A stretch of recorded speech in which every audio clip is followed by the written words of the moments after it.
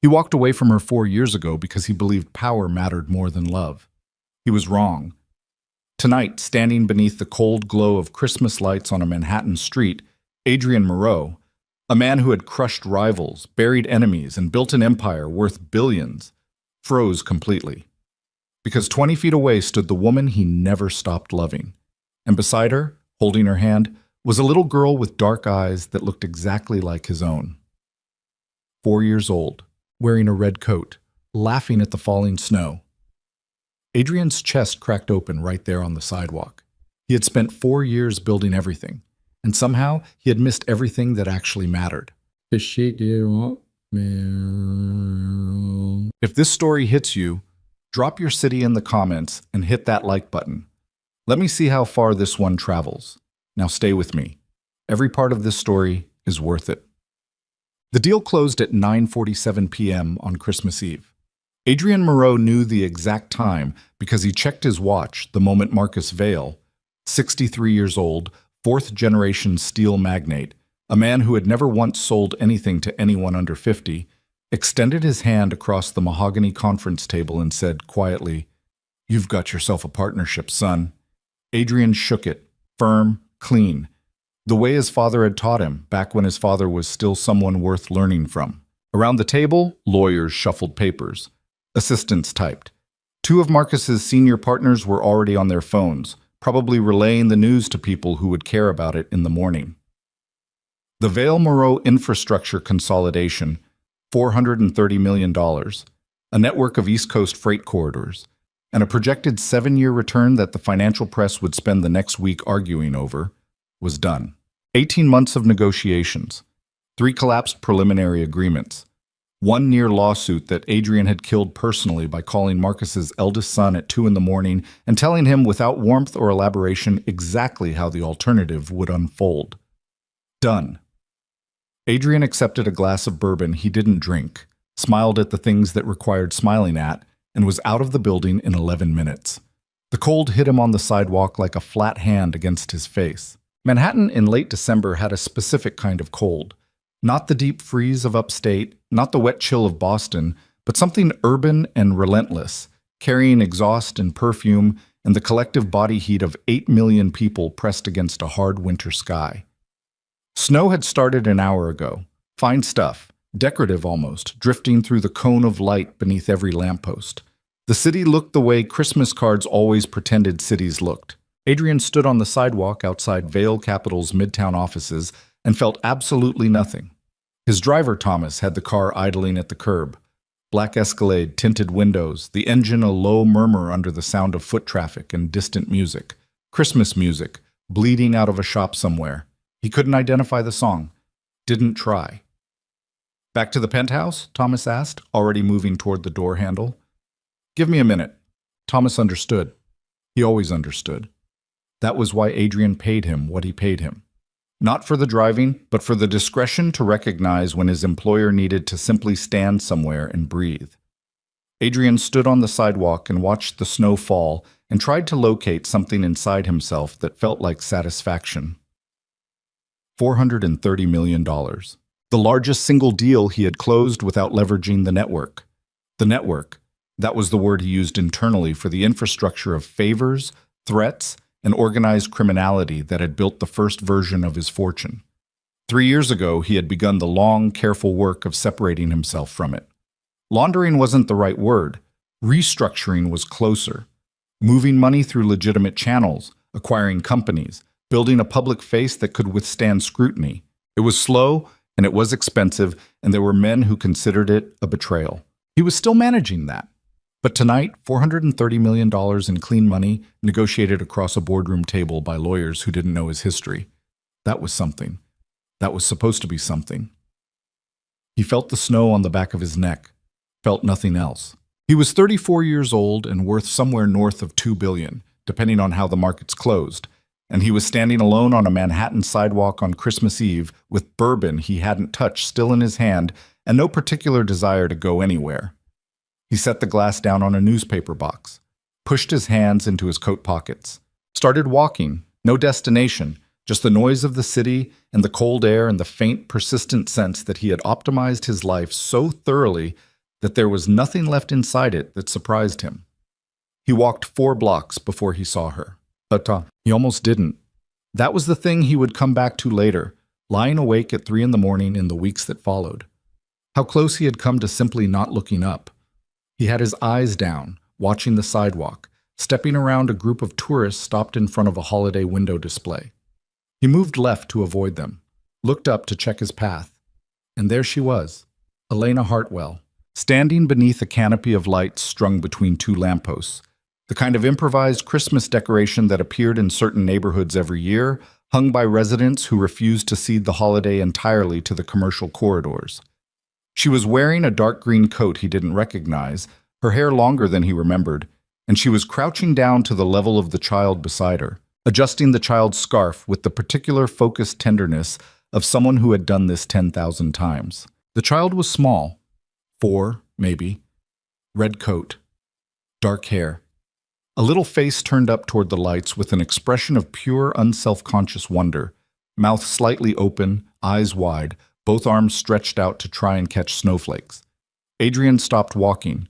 His foot came down wrong on a crack in the sidewalk, and he stumbled slightly and caught himself on a parking meter, and for 3 full seconds he just stood there with his hand on cold metal and looked at them. The child turned, still laughing, and looked directly at him.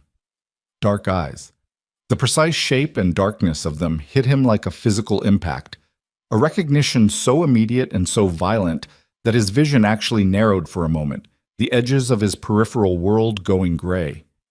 He knew those eyes. He had seen them in his own reflection every morning for 34 years.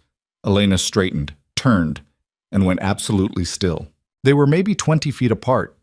The crowd moved around them both, couples, families, tourists, all the anonymous life of a city that did not stop for anyone's private catastrophe.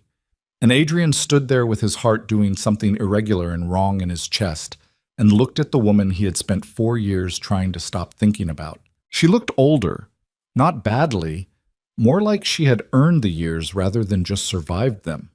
There was a tightness around her eyes that hadn't been there before, a wariness.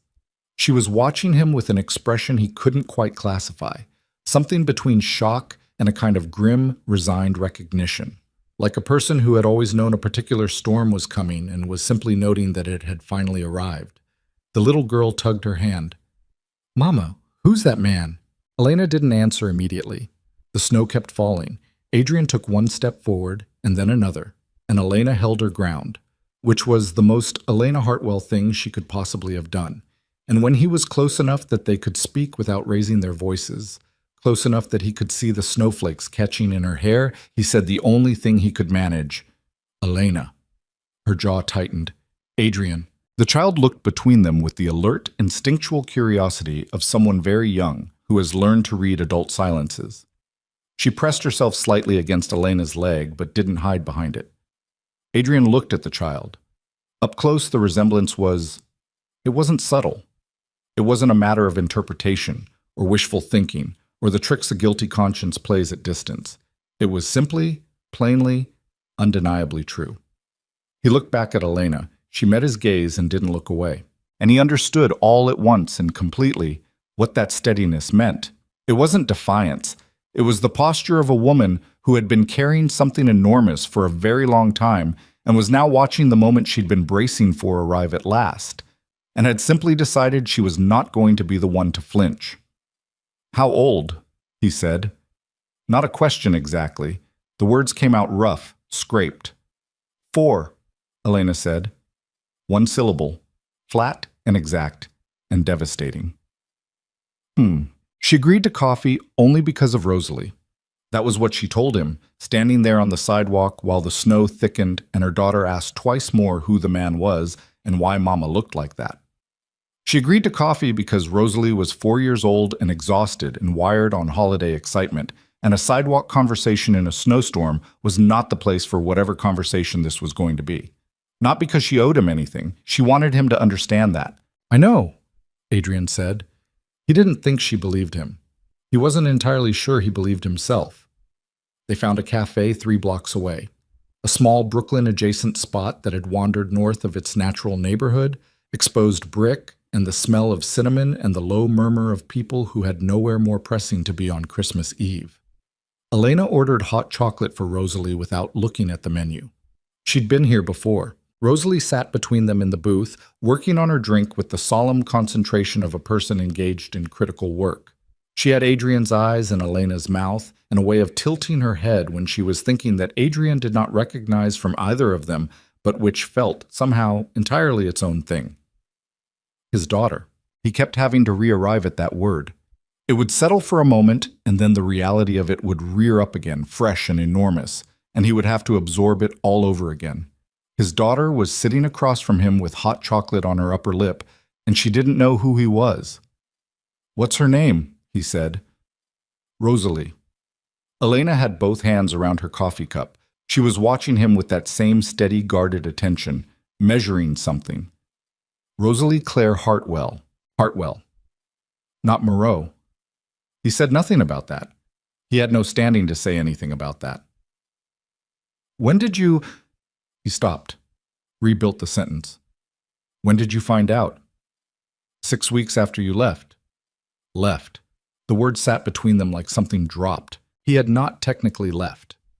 He had told her, in the measured and deliberate language of a man who had rehearsed the speech and believed the rehearsal made it kinder, that the direction of his life was not compatible with what she deserved, that the things he was building required a focus he couldn't divide, that she should not wait for him. He had said all of this in the kitchen of her apartment on a Tuesday morning in January, and she had listened without interrupting. And when he was finished, she had looked at him for a long moment and then said, "Okay, Adrian," and walked to the window and stood there until he left. He had told himself many times in the years since that she had understood, that the clean break was the kindness. "I didn't know," he said. "I know you didn't." Her voice was controlled, professional almost, like she had practiced this version too. "I thought about telling you. I thought about it a lot. But you didn't." "No." "Why?" She looked at him steadily. "Because you had just spent 20 minutes explaining to me that your life didn't have room for the things that mattered to me. I wasn't going to hand you a reason to feel obligated. Rosalie deserved a father, not an obligation." The word landed clean and hard. Obligation. "Elena, I'm not looking for an apology." She picked up her cup, set it down without drinking. "I'm not angry. I was angry for a long time. I'm not anymore. I need you to understand that I made the decision I thought was right, and I would make it again." Rosalie looked up from her hot chocolate. "Mama, can I have a cookie?" "In a minute, baby." Rosalie went back to her drink, untroubled. The world of adults was complicated and slow and generally not worth full attention until food was directly involved. Adrian watched her, the way she held the mug with both hands, the small red bow clipped to the side of her hair that had survived the evening only partially. Half of it was loose, tilted sideways, holding on to approximately 3 strands. "She doesn't know," he said. "No." "Does she ask?" Elena was quiet for a moment. "She asks sometimes. I tell her that her father wasn't someone who was able to be there and that it had nothing to do with her and that she is loved completely by the people who are in her life." She paused. "I say it the same way every time. She seems to accept it. That's—" He stopped. He didn't have a word for what that was. "It's the truth," Elena said. "The edited version of the truth. The version she's old enough for." Rosalie tugged Elena's sleeve. "Mama, the man has snow on his coat." They both looked. He did. A dusting of it across the shoulders from the walk over, not fully melted yet. "He does," Elena agreed. Rosalie studied him with frank, uncomplicated interest. "Did you walk in the snow?" "I did," Adrian said. His voice came out strange, careful in a way he wasn't accustomed to. "We walked in the snow, too." She demonstrated by wiggling her fingers, possibly indicating walking, possibly indicating something else entirely. "I tried to catch one on my tongue, but Mama said the ones near the street have car stuff in them." "Your Mama's right." Rosalie appeared to accept this verdict. She looked at him for another moment with those dark eyes that were so completely, unmistakably his, that specific shape, that specific depth. and then apparently decided he was acceptable and returned to her hot chocolate. Adrian looked at Elena. Elena was watching him with an expression that had shifted slightly. The wariness was still there, but something else had come into it. Something more complicated, less resolved. "I want to be in her life," Adrian said. Elena closed her eyes briefly, opened them. "Adrian, I'm not asking for anything specific right now. I'm not making demands. I just need you to hear me say it." "I hear you. I missed 4 years. I know you did. I want to—" He stopped. The sentence had about 15 different endings, and none of them were quite right. "I don't know what I want exactly. I just know that I'm not going to walk away from this." Elena set both palms flat on the table. It was a gesture he remembered, the way she grounded herself when she was thinking through something she wasn't ready to say yet. He had forgotten he remembered it until this exact moment. "You don't get to decide that unilaterally," she said. "She is my daughter. I have been her parent, alone, for 4 years. You don't walk back into this because you had a revelation on a sidewalk and announce that things are going to be different now. I'm not announcing. You're very close to announcing." He stopped. She was right. He could feel it. The old habit of certainty. The posture of a man who moved through the world by deciding what would happen next and then making it happen. It had served him extremely well in almost every context he had ever been in. It had no place here. "Tell me what you need," he said. She looked at him. The question seemed to catch her off guard, like she had been braced for a different kind of push, and the absence of it left her momentarily recalibrating. "I need to think," she said finally. "I need to not have this conversation on Christmas Eve with Rosalie sitting right here." "Fair. And I need you to understand that whatever happens next, whatever we figure out, it's going to be slow. It's going to be on her terms. She's 4. She doesn't know you exist as anything other than an abstract concept. You can't rush that." "I understand." "Do you?" There was something sharp in it, not cruel, just honest. "Because you have spent your entire adult life moving fast, Adrian, deciding things and executing. That's not how this works." He held her gaze. "I understand," he said again, quieter. She studied him for a long moment. Something moved through her face, complicated and private and not entirely resolved. Rosalie finished her hot chocolate, set the mug down with finality. "Mama? Cookie?" Elena exhaled. The tension in her shoulders shifted. Not gone, but redistributed into something more functional. She signaled the server. Adrian sat across from his daughter while she ate a shortbread cookie shaped like a Christmas tree with green icing, and he tried to memorize every detail of her face with the desperate, helpless attention of a man attempting to photograph something through glass. Always the awareness of the barrier between himself and the thing he was trying to hold. He didn't sleep that night. He went back to the penthouse, 52nd floor.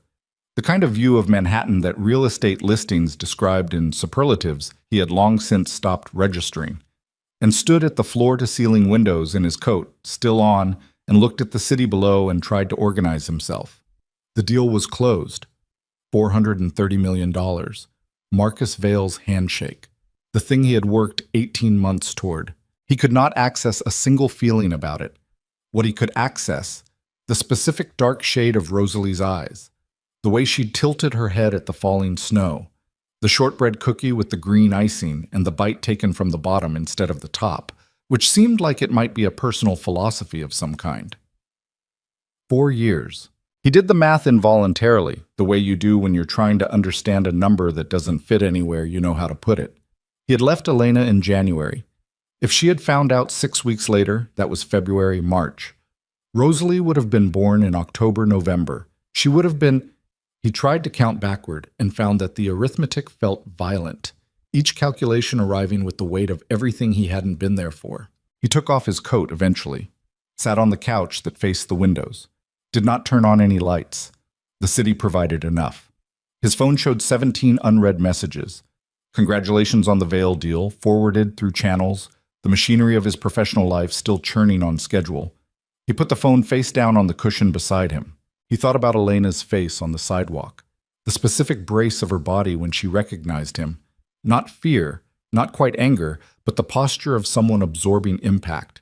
She had been absorbing impacts for 4 years, alone. Working 2 jobs, he suspected, from the way she'd looked. Not poorly, not struggling, but with the particular quality of someone who had learned to operate at full capacity with no margin for rest. He thought about what she'd said. Rosalie deserved a father, not an obligation. He had heard it as a rebuke. He thought now it might have been a warning. His phone lit up. A text from his attorney, Daniel Park, flagged urgent. VP of Salvatore Group reached out. Wants a meeting before end of year. Says it's about transition logistics. Adrian stared at the message.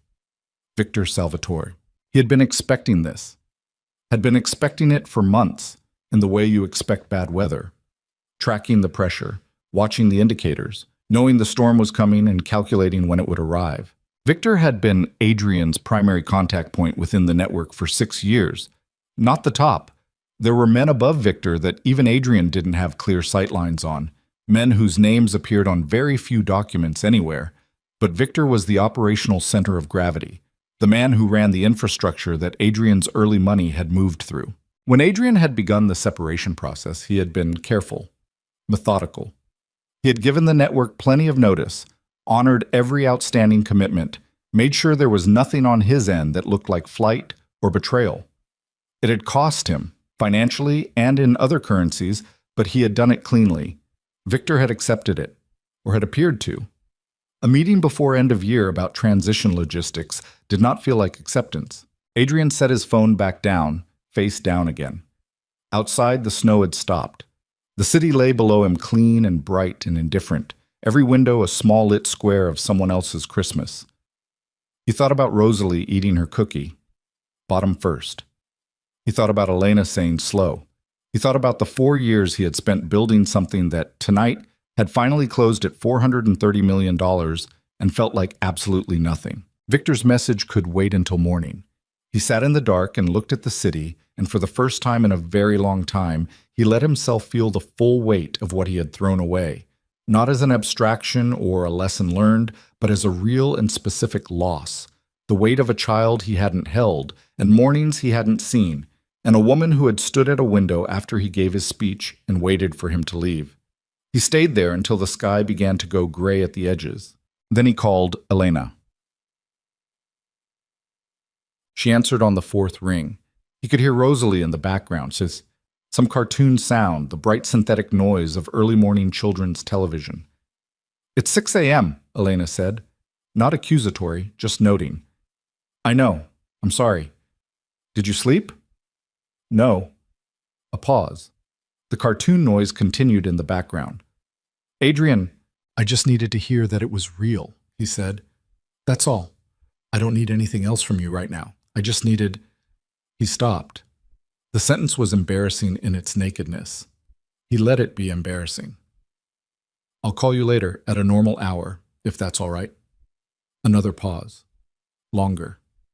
Okay, Elena said. He could hear something in the word. Not warmth, not yet, but the absence of active cold, a neutrality that contained maybe the distant possibility of something else. He said goodbye and hung up and sat in his penthouse at 6 a.m. with the gray winter light coming through the windows and his city spread out below him like an empire he was no longer certain he wanted. So he called her at noon. She was brief, practical. She had talked with her sister Kara, who knew about Adrian, knew the rough shape of it, if not every detail. She had decided she was willing to meet once more, without Rosalie present, to have the actual conversation, to figure out what this looked like, if it looked like anything at all. She named a day. 2 days after Christmas. A coffee place in her neighborhood. He agreed to everything she said without negotiating a single term, which was, for Adrian Moreau, a genuinely unprecedented event. The 2 days between Christmas Eve and the meeting were the longest he could remember since adolescence. He filled them with work because work was the only container he knew how to use. Returned calls, reviewed the Vail partnership documents, had a 2-hour call with his CFO about the first quarter restructuring, dealt with 3 issues that required dealing with.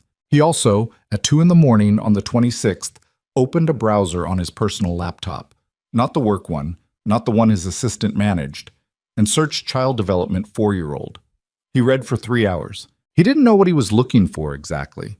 Some kind of manual, some protocol for existing in a 4-year-old's life when you had not previously existed in it. He found a lot of articles that assumed a level of prior involvement he didn't have.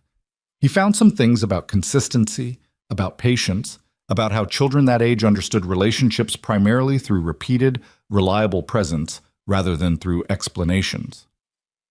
Repeated, reliable presence. He put the laptop away and lay on his back in the dark and thought about what his life currently contained by way of repeated, reliable presence. The answer was Thomas, his driver, who was 61 and married and had 3 adult children. Daniel Park, his attorney. His housekeeper, Mrs. Nguyen, who came Tuesdays and Fridays and left the refrigerator restocked without being asked, which he had always appreciated. That was approximately it. He had built an empire with approximately that. Bam! She was there when he arrived at the cafe, already seated, already with coffee, already composed. She was wearing a different coat from Christmas Eve. Charcoal gray, well cut, the kind of thing you wear when you want to look capable without looking like you're trying to look capable. He sat across from her. "Thank you for meeting me," he said. "Don't thank me yet." He almost smiled. Almost. She had notes, actual notes, on her phone. He could see her glancing at it, not secretively but matter-of-factly, the way a person refers to a list they made because they know themselves well enough to know they'll otherwise forget the important things when the conversation goes sideways.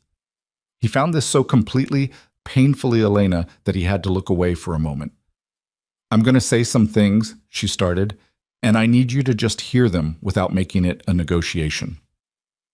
Okay. Rosalie's welfare is the only thing that matters in this conversation, not your feelings about the last 4 years. Not my feelings about the last 4 years, just her. Agreed. If you want to be in her life, really in it, you need to understand that she has a stable, structured routine. She has a preschool she loves, a pediatrician she's not afraid of, a group of friends whose parents I know and trust. Her life is not going to be disrupted to accommodate your schedule or your needs. You fit into her life, not the other way around. I understand. She looked at him, measuring. You're agreeing to everything very quickly. Because you're right about everything. Adrian, Elena. He kept his voice level. I know who I've been. I know how I've operated. I know what I lost by operating that way. I don't have a competing agenda here. I have a daughter I didn't know existed and 4 years of time I can't get back and a woman across from me who handled everything I failed to handle. I'm not here to negotiate. I'm here because she exists and I need to figure out how to be something other than absent. The cafe was quiet around them. Someone at the counter ordered something complicated. The espresso machine started up. Elena was looking at him with an expression he could not read at all. You're different, she said finally. I'm older. That's not what I mean. He waited. You were always certain, she said, about everything. It was one of the things... She stopped, redirected. It's different, seeing you not certain. I'm certain about some things. Like what? Like not walking away from this again, he said. I'm very certain about that. She looked at her coffee. He watched her process something. He could see it moving through her, the way certain things move through people who have learned to keep their internal weather off their face but haven't entirely succeeded. Kara thinks I'm insane for meeting you, she said. Kara was always smarter than me. Something moved at the corner of Elena's mouth. Not quite a smile. The precursor to one. She's right that there are risks, Elena said. Rosalie gets attached. She gets attached fast and hard, and if you come into her life and then disappear, I won't. You said you wouldn't leave before too. The sentence sat between them clean and exact, the way true things sometimes do. I know, Adrian said. I can't give you a guarantee. I can only tell you that I understand what's at stake now in a way I didn't before, and that I'm going to show you, whatever that takes, however long. She looked at him for a long time. Start small, she said finally. I'll tell her. I'll figure out how to tell her that you're a friend, someone who wants to spend some time with us. We'll see how she responds. She paused. And you need to understand that if at any point I think it's hurting her, it stops. No argument, no negotiation. No argument, he agreed. She picked up her coffee. He watched her hands, the slight tension in them, the control. She was braver than he had deserved, and he knew it, and he was going to spend whatever time he had left making sure the accounting on that came out right. "There's something else," she said. She wasn't looking at him now, looking at the table. "Something I need to know before this goes any further." "Okay, the things you were involved in, before, the network, or whatever you called it." She looked up. Her eyes were steady, direct. "Is it over? Are you clear of it?" The question arrived like a hand reaching into his chest. He thought about Daniel Park's text, Victor Salvatore's meeting request. He thought about a 4-year-old girl with his eyes and a red coat, catching snowflakes in the dark. "I'm working on it," he said. Elena held his gaze. "That's not the same as yes." "No," he said. "It's not." She nodded slowly, set her cup down. "Then that's the real conversation, isn't it?" He looked at her. "Whatever you need to do to get clear of it," she said quietly, "do it fast. Because I will not let Rosalie anywhere near whatever that is. And I think—" She stopped. Her voice, for the first time, shifted. Something cracked slightly in the precise architecture of her composure. "I think you already know that." He did know that. He had known it since 6 in the morning on Christmas Day, standing at his window with Victor Salvatore's name on his phone screen. He had known it the moment he looked at Rosalie's face. "I'll take care of it," he said. "Adrian." Her voice was low, serious. "Be careful. Whatever it is, be careful." He looked at the woman across from him, at the tiredness in her eyes and the strength in her jaw, and the way she had held 4 years together by herself without ever asking him for a single thing. "I will," he said. Outside, the last of the Christmas snow was melting into the gray Brooklyn gutters. The holiday was over. The city was resuming its ordinary velocity. Adrian Moreau sat across from Elena Hartwell and understood, with the specific clarity that only arrives when something is already in motion, that the thing he had just promised her was going to cost him something significant, and that for the first time in his life, the cost didn't matter at all. He had one more meeting before the year ended. Daniel Park texted at 4 p.m. Salvatore's people called again, pushing for tomorrow. "They're calling it urgent." Adrian typed back, "Set it up, my location, not his." He put the phone in his pocket, walked back out into the cold. Above him, the city was loud and gray and indifferent as always. Somewhere across Brooklyn, a 4-year-old girl was probably having dinner, probably making a mess of it, probably asking her mother something relentless and specific about how snowflakes were made. He had a daughter. He had a woman who was not his, not yet, maybe not ever, but there, who had kept his daughter alive and loved and safe for 4 years without him. And he had a phone full of messages from a man who was about to remind him, very clearly, that the version of Adrian Moreau that had walked away from Elena 4 years ago still had debts outstanding. His phone buzzed again. Park. Salvatore himself wants to be there, not just representatives. Adrian read the message twice. Victor Salvatore didn't attend preliminary meetings. Victor Salvatore attended final ones. The cold pressed in around him. He thought about Rosalie tilting her head at the snow, thought about Elena saying be careful with something in her voice that was almost, the voice of a woman who still had something to lose. He started walking. Whatever was coming, it was coming fast. The restaurant Victor Salvatore chose was called Osteria Nera. It was closed for the holidays. Had been closed since the 23rd. A hand-lettered sign in the window. The interior dark behind frosted glass. But the door was unlocked when Adrian arrived at 8 the following evening, and there were 2 men in the vestibule who didn't speak and didn't need to. Men with the specific stillness of people paid to be present rather than to do anything in particular. At least not yet. Adrian had brought no one. This was a calculation. Bringing security would have read as fear. Coming alone read as something else, either confidence or contempt, and he was comfortable with either interpretation. One of the men checked him. Efficient, professional, hands moving quickly across his coat and jacket and the small of his back. Adrian stood still for it, clean. He had left the Glock in the Escalade. Thomas was parked 2 blocks east with instructions to check in every 30 minutes, and if Adrian didn't confirm the 4th check-in, to call Daniel Park and no one else. It was the kind of contingency planning that, in another life, he would have found excessive. He didn't find it excessive tonight. The restaurant's main room was lit by a single arrangement of candles at the center table. Actual candles. Not the fake flicker of a dim ambiance setting, real wax and real flame that moved slightly in the draft when Adrian pushed through the inner door.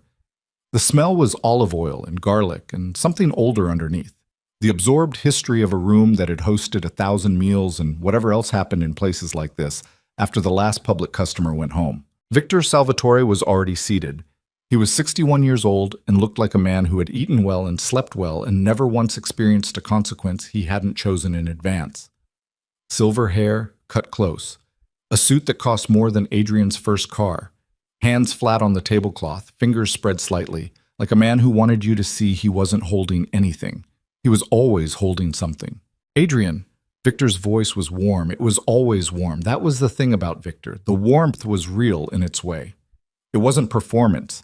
He genuinely liked people. He liked Adrian. That had never made him safe. Sit down. I had them open a Barolo. The 2015. You remember the 2015? Adrian pulled out the chair across from him and sat. Didn't touch the wine. Daniel said you wanted to talk about transition logistics, Adrian said. Victor smiled. He had a good smile. The kind that reached the eyes, which made it harder to track. I wanted to see you. It's been 8 months. We can call it logistics. What do you want, Victor? The smile didn't leave, but something behind it recalibrated. The warmth stayed on the surface. Underneath it, something colder moved. I want to understand something, Victor said. He picked up his wine, turned the glass slowly. You've been very careful these past 3 years. Very deliberate. I respect that. The way you've moved, clean, no loose ends, everyone compensated fairly. I've said that to people, Adrian. I've defended the way you've handled it. I appreciate that. But there's a feeling, Victor set the glass down, among certain people, a feeling that the exit has been longer than necessary. Structural separation at this scale takes time. Yes. Victor nodded slowly. It does.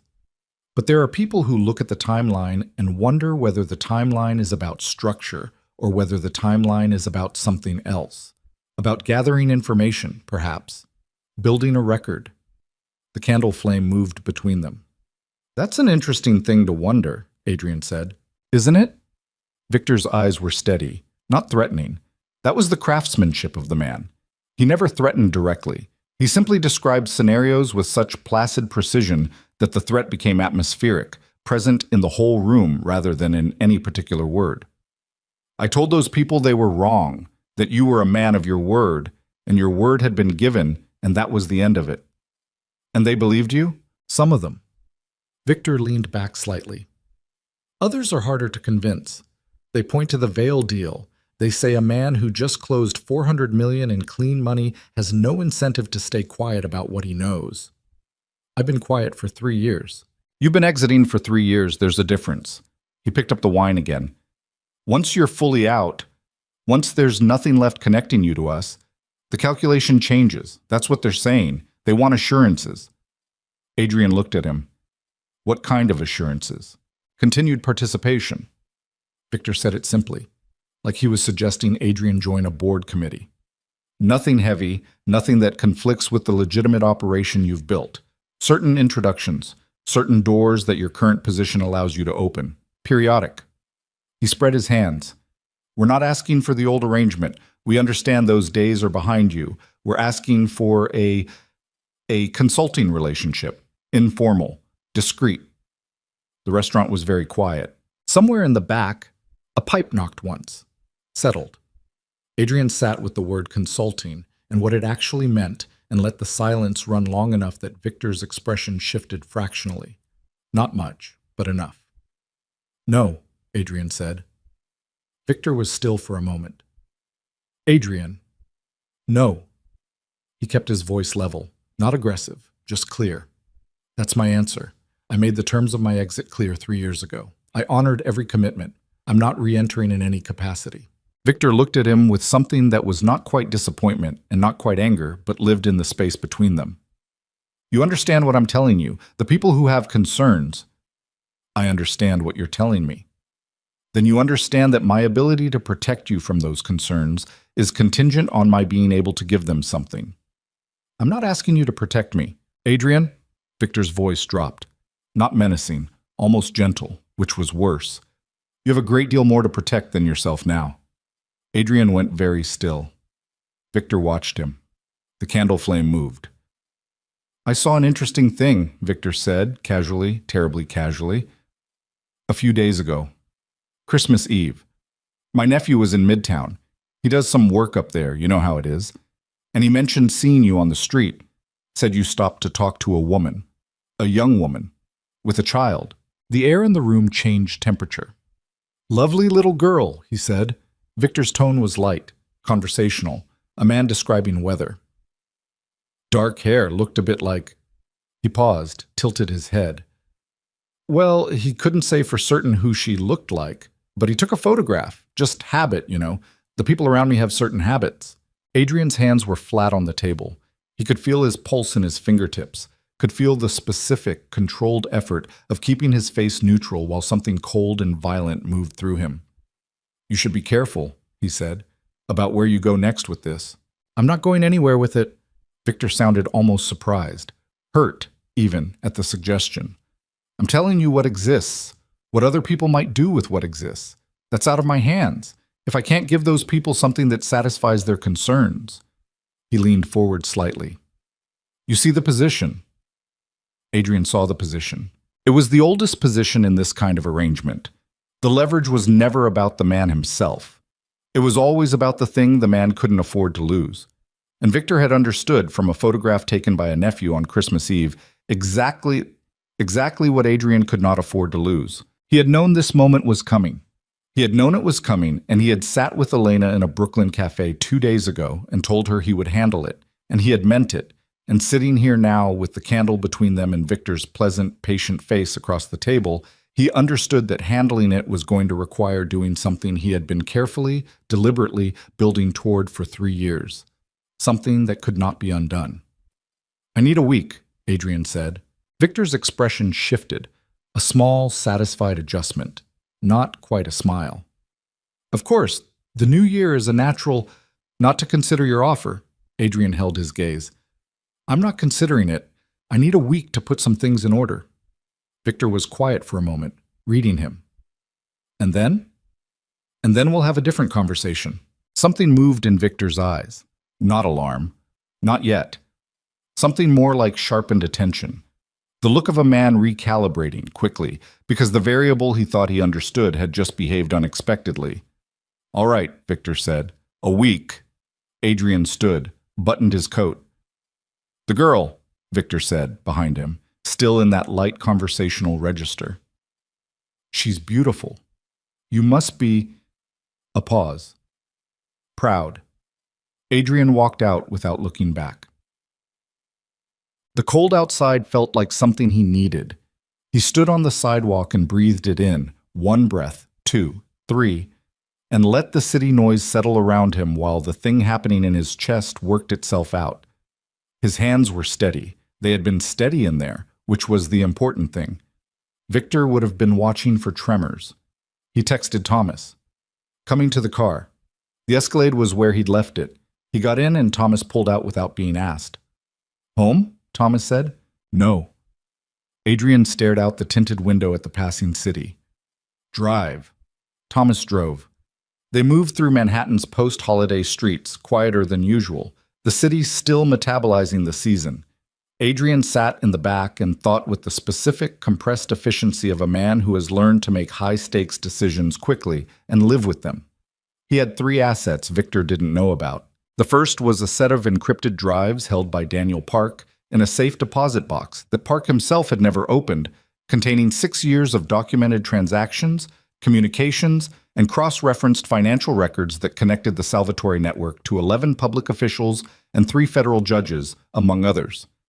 Adrian had been building this for the last 3 years of his exit, quietly, piece by piece, the way you build something you hope you'll never need to use.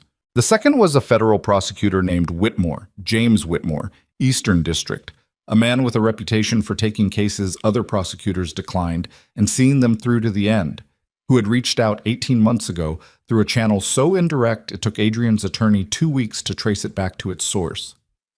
Whitmore knew about the drives. Not their contents, not yet, but their existence. There had been a conversation. Tentative, careful, nothing committed on either side. A door left open. The third was something Victor didn't know existed. A sealed record, filed with a private legal firm in Delaware 18 months ago, documenting a specific set of transactions that connected Victor Salvatore personally, not the network, not the organization, but Victor specifically, to the disappearance of a union official in 2019. Adrian had come across this not through his own investigation, but by accident, through a financial audit of one of his acquired companies that had done work for a Salvatore-connected contractor. He had filed it and said nothing and waited to see if it would ever become necessary. It had become necessary. He took out his phone. "Daniel," he said when Park answered, "I need to see you tomorrow morning, early." "How early?" 6. A pause. "Do I need to be worried?" "Not yet," Adrian said. Get the files. The ones you've never opened." Another pause. Park was careful, intelligent, and had represented Adrian long enough to know when to ask questions and when not to. This was a when not to moment. 6 a.m., Park said. "My office." Adrian hung up. He went to Elena's building at 10 p.m. He didn't call first. He knew he should have. He rang the buzzer anyway and stood in the cold vestibule and waited, and after a long 30 seconds, Elena's voice came through the intercom. "Adrian?" "I need 10 minutes," he said. "I'm sorry, I'll keep my voice down." The door buzzed open. She met him in the hallway outside her apartment door, not inviting him in. Rosalie was asleep, he understood, and this was the boundary, and he respected it. She had a blanket around her shoulders over what looked like pajamas, and her hair was down, and she looked tired in the specific way of a person who had been carrying too much for too long and had only recently stopped pretending otherwise. She took one look at his face. "What happened?" she said. He told her. Not everything. Not the details, not the names, not the specific mechanisms of what he was going to do. But the shape of it, Victor. The meeting. The photograph of her and Rosalie on the street. Her face went through several things as he talked. The blanket tightened around her shoulders. When he stopped, she stood very still. "He had someone photograph us," she said. Not a question. "Yes." "On Christmas Eve?" "Yes." She looked past him at nothing. "I had a feeling," she said quietly, "when we were walking back from the cafe. I told myself I was being paranoid." She refocused on him. "What are you going to do?" "I'm going to end it," he said. "Permanently. There's a way. It's going to take a few days to set up, and it's going to make some people very unhappy, but it will be over." He held her gaze. "I need you to know that. It will be over. And until it's over, I want to move you and Rosalie somewhere for a few days, somewhere Victor can't find you easily. Your sister's place, maybe, or my sister lives in New Jersey, Adrian, not a safe house." "Elena, no." Her voice was quiet but absolute. "I am not taking my daughter out of her home and disrupting her schedule because of something you brought to my door." The sentence landed with precision. "I know," he said. "I know this is because of me. I'm not—" She stopped, controlled herself. "I'm not saying that to punish you. I'm saying it because you need to understand what's at stake. This is a 4-year-old child. She has a routine. She has school next week. I'm not blowing up her stability because you have a week to sort something out. I'm asking you to be careful. Not to blow anything up, just aware. Don't go anywhere irregular. Don't—" "Adrian?" Her voice cracked just slightly at the edge. "I have been careful for 4 years. By myself. I know how to be careful." He looked at her. He had told himself he was coming here to keep her informed, to be transparent, to be the opposite of what he had been 4 years ago, when he had made every significant decision unilaterally and in private and called it protecting her. But standing in this hallway, in the quiet of her building at 10 o'clock at night with her daughter asleep 20 feet away, he understood that transparency had its own kind of violence, that arriving here with this information, in this form, on this night, was still a unilateral act. He had made the decision to tell her. He had made the decision to come here. He had made the decision about what she needed to know and when. He had not asked her. "I'm sorry," he said. She looked at him. Something in her face shifted. A small, complicated movement. Not forgiveness, not warmth, but acknowledgement. Just fix it, she said. Whatever you have to do, fix it. And then we can figure out the rest. He nodded. She reached out and touched his arm briefly, through his coat, barely there, a single second of contact, and then stepped back and put her hand on the apartment door handle. Go home, she said. Get some sleep. You look terrible. He almost laughed. Thank you. I mean it. You need to be sharp right now. Don't fall apart on me. He looked at her. I won't. She held his gaze for a moment. The hallway was very quiet. Somewhere inside the apartment, he thought he heard Rosalie shift in her sleep. Some small sound, a murmur. Elena opened the door and went in. He stood in the hall for a moment after it closed. Then he went back out into the cold. Park's office at 6 in the morning had the particular atmosphere of a space that had been professionally inhabited at abnormal hours too many times. The coffee machine already running, no overhead lights, just the desk lamp and the blue glow of computer screens. Park was 52, careful-eyed, and had been Adrian's attorney for 9 years. He had the files on the desk, still sealed. Before we open those, Adrian said, sitting across from him, I need to know if Whitmore's offer is still on the table. Park looked at him steadily. When I last checked, 8 months ago, it was. Check again, today. Park nodded slowly. And if it is? Adrian looked at the sealed files on the desk between them. 6 years of documentation, 11 public officials, 3 judges. Victor Salvatore's personal connection to a man who disappeared in 2019. The mechanism that would end this. The mechanism that could not be undone. Once he handed this to Whitmore, there was no version of events in which Victor Salvatore did not eventually understand exactly who had supplied the information. There was no version in which the men above Victor, the men whose names appeared on very few documents, did not eventually do the same math. He would need Whitmore's protection to be real. Not promised, real. The kind of real that came with specific commitments, documented agreements, federal resources. The kind of real that required Adrian to commit fully, visibly, and permanently to the other side of a line he had been standing beside for 3 years. There was no walking it back. There was no consulting relationship, no negotiated exit, no quiet management of the situation. There was only all of it, every document, every record, every piece of evidence he had spent 3 years accumulating, handed over, completely, to a federal prosecutor with his name on it. If it is, Adrian said, set up the meeting. Park was quiet for a moment. He looked at Adrian with the expression of a man who has understood something fully and is choosing, deliberately, not to say all of it. You know what this starts, Park said. Yes. Once it starts, I know, Daniel. Park picked up his phone. Outside the office window, New York was beginning its gray winter morning.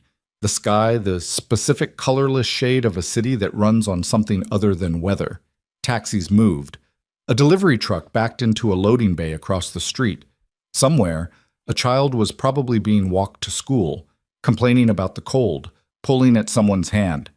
Adrian sat in the chair across from his attorney and waited for the call to go through. The line he had been standing beside for 3 years was directly in front of him now.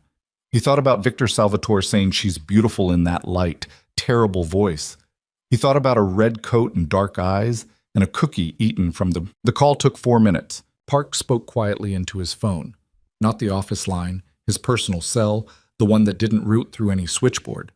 And Adrian sat across from him and watched the lamp on the desk cast a small circle of yellow light, and listened to Park say yes, and understood, and he'll be available, and tomorrow works. And then Park set the phone down and looked at him with an expression that was neither relief nor dread, but something precise and inward. The look of a man who has just helped close a door and is listening to the lock engage. Tomorrow, Park said. 2 p.m. Location is Whitmore's call. He'll text me the address at noon. Adrian nodded. There's a condition, Park said. What condition? He wants everything, not a selection, not a curated package. Everything on those drives, all of it, in full, handed over at the meeting. Park paused. No staged delivery, no partial cooperation pending terms. He said, and I'm quoting him directly, I don't do installment plans. Adrian looked at the sealed files on the desk. Everything. 11 public officials, 3 judges, the financial infrastructure of an organization that had been running for 30 years through 4 presidential administrations, and 2 major federal investigations that had failed to find what was sitting in this room. Victor's personal file. All of it. He had built this record carefully over 3 years, in part as insurance, and in part, he could admit this now, in the gray early morning of an office that smelled like coffee and consequence, in part as a kind of confession, a record that he had witnessed it, that he had not been innocent, that somewhere in the architecture of whatever he chose to become, there was a document acknowledging what he had been. Agreed, he said. Park picked up a letter opener from his desk and cut the seal on the first file. They spent 4 hours going through everything. Park read. Adrian confirmed or clarified. Park made notes in his particular shorthand. Compressed, personal, a system he had developed over 30 years of practicing law in situations where explicit documentation was a liability. By 10 in the morning, they had a complete inventory and a preliminary organization structure for the handoff. At 10:15, Adrian's phone rang. Unknown number. He let it ring once, twice. On the third ring, he looked at Park, who gave a small, careful nod, and picked up. Mr. Moreau. A voice he didn't recognize. Male, middle-aged, with the flat affect of a man who delivers messages professionally. A mutual friend wanted me to let you know that the timeline has moved up. Adrian said nothing. His eyes went to Park, who had gone very still. The meeting you have scheduled for tomorrow afternoon, the voice continued, may not occur as planned. Certain information has come to the attention of certain people regarding your activities this week. The mutual friend's advice is that you move quickly, today, if possible. A pause. That's the message. The line went dead. Adrian set the phone on the desk. Park looked at him. Who was that? Someone who just told me we've been compromised. The word landed in the room and neither of them moved for a moment. How? Park said. I don't know. Adrian stood. The sudden need to move, to think while moving, he controlled it, sat back down, made himself be still because stillness was information too, and right now he needed to think with his full mind and not his adrenaline. The Whitmore contact was through a private channel, 8 months ago. It was. Who knew about it besides you? Park's face went through something, a quick, contained movement, almost like pain. No one. From my end, no one. From Whitmore's end. I can't speak to that. Adrian looked at him, not with suspicion. Park had been loyal for 9 years, and this was not the face of a man who had betrayed him, but with the specific focus of a person trying to reconstruct a leak by tracing every pipe. Call Whitmore, Adrian said. Right now. Tell him the meeting needs to happen today. Park was already picking up his phone. The call lasted 90 seconds. Park's face during those 90 seconds told a story that Adrian read in real time. The initial answer, the pause, the shift in Park's expression from urgent to something harder to classify. When Park put the phone down, his jaw was set in a way that Adrian had seen perhaps twice in 9 years. Whitmore's office says he's unavailable, Park said. His assistant says he's been called into an internal review. Internal review. Effective this morning. The word settled. An internal review, effective this morning, in the same hour that an unknown caller had warned Adrian his timeline was compromised. Whitmore pulled from availability precisely when Adrian needed him most. Not by coincidence, not by accident, but with the specific timing of a coordinated action. Someone got to him, Adrian said, or someone got to someone near him. Same result. Park was quiet. He was thinking. Adrian could see it, the attorney's brain running through implications and contingencies with the methodical speed of someone who had spent a career staying slightly ahead of catastrophe. There are other prosecutors, Park said. Not like Whitmore. Not ones already briefed on the existence of the material, already willing to move. Adrian's voice was controlled. Flat. He was not going to let the anger surface here because the anger was not useful here. Starting over with someone new takes months. We don't have months. We have... He stopped. He checked his watch. Victor had given him a week. The call this morning suggested that courtesy was already eroding. We have days, Adrian said. Maybe less. Park looked at the organized files spread across his desk. 30 years of criminal infrastructure, meticulously documented, currently sitting in a law office in Lower Manhattan with no clear destination. There are other channels, Park said carefully, not federal prosecutors. His phone rang. Park looked at the screen. His expression changed, something specific and alarmed passing quickly across it before he controlled it. "Who is it?" Adrian said. Park turned the phone so Adrian could see the screen. The number was Adrian's own, his personal cell number, calling Park's personal cell. Adrian looked at his phone, face up on the desk. It was not making a call. It was sitting dark and silent. Park answered. The voice that came through was not a voice Adrian knew. It was young, younger than he expected, and calm with the specific calibrated calm of someone reading from something. "Mr. Park, please tell Mr. Moreau that we have his phone, the one he left in the Escalade last night while he walked to Osteria Nera." A pause. "We've had it since approximately 9:15 p.m. We thought it was courteous to return it this way rather than other ways." Park held the phone toward Adrian. Adrian took it. The young, calm voice said, "The offer from Mr. Salvatore stands through midnight tonight. After midnight, the photograph of the woman and child goes to a specific individual whose relationship to the woman and child we understand Mr. Moreau would prefer remained uncomplicated." Another pause. "The drives Mr. Park has been organizing this morning are also of interest. Mr. Salvatore would consider their voluntary return to be a gesture of good faith." Adrian said, "Put Victor on. Mr. Salvatore is unavailable. Tell him to make himself available." "Mr. Moreau, tell him," Adrian said, "that I will not have this conversation with a relay. He wants something from me. He looks me in the eye and asks for it. That's always been how we've worked.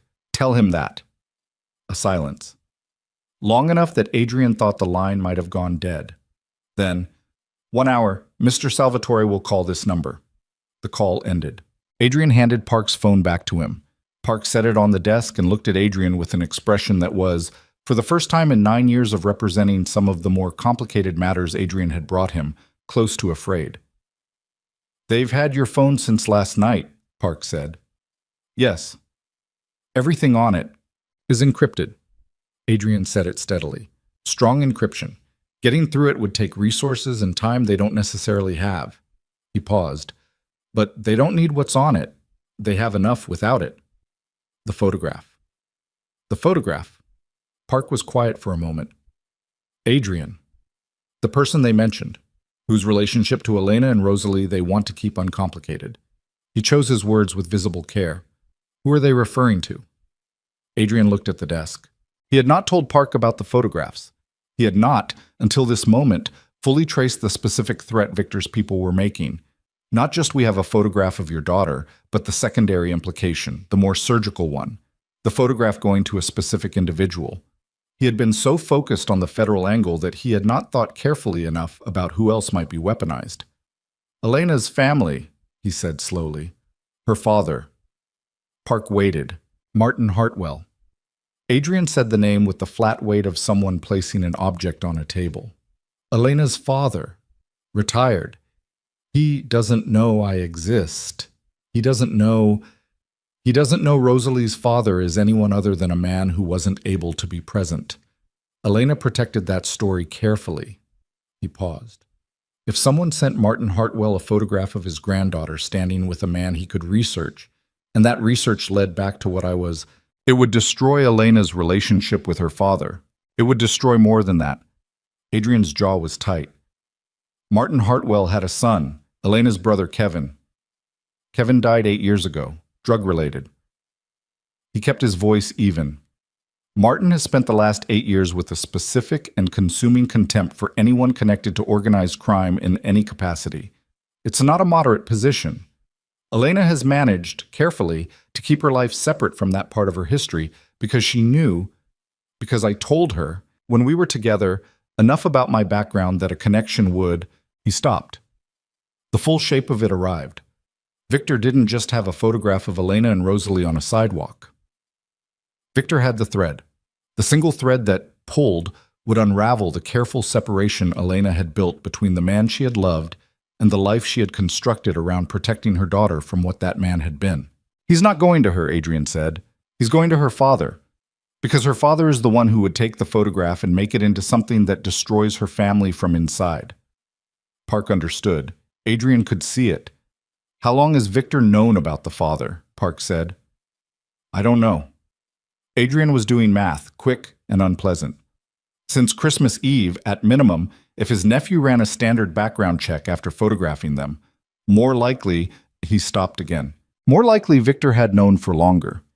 Had known possibly that Adrian had been in contact with Elena before Christmas Eve, had prepared this specific pressure point in advance, which meant the casual warmth of Osteria Nera, the generous week's timeline, the consulting relationship framed as a reasonable ask. All of it had been performance. Victor had walked into that restaurant already holding the knife. He had simply been offering Adrian the chance to agree before using it. Adrian stood up. Where are you going? Park said. I need to call Elena. Adrian, I need to warn her before Victor's people do something I can't reverse. He was already moving toward the door. Stay by your phone. When Victor calls this number in 1 hour, you answer it. Keep him talking as long as you can. What do I say to him? Tell him I'm considering the terms. Tell him I need more specifics about the consulting arrangement. Ask questions. Use every minute. And where will you actually be? Adrian was at the door. He looked back at Park, his attorney, his confidant, the man who had handled the legal infrastructure of his life for nearly a decade and was now sitting behind a desk covered in documents that could bring down a 30-year criminal organization and had just watched the mechanism for delivering them safely evaporate in the space of 40 minutes. I'll be fixing the part of this I should have fixed before it became a threat, Adrian said. He walked out. Elena answered on the second ring. I need you to listen to me, Adrian said. He was moving through the building lobby, phone at his ear, heading for the street. Don't go to your father today. A beat. What? Martin, don't call him, don't go see him, and if he calls you... Adrian pushed through the lobby door into the cold. Don't answer, not until I call you back. Adrian, what's happening? Victor Salvatore has a photograph of you and Rosalie from Christmas Eve. He said it directly because there was no version of this that benefited from softening.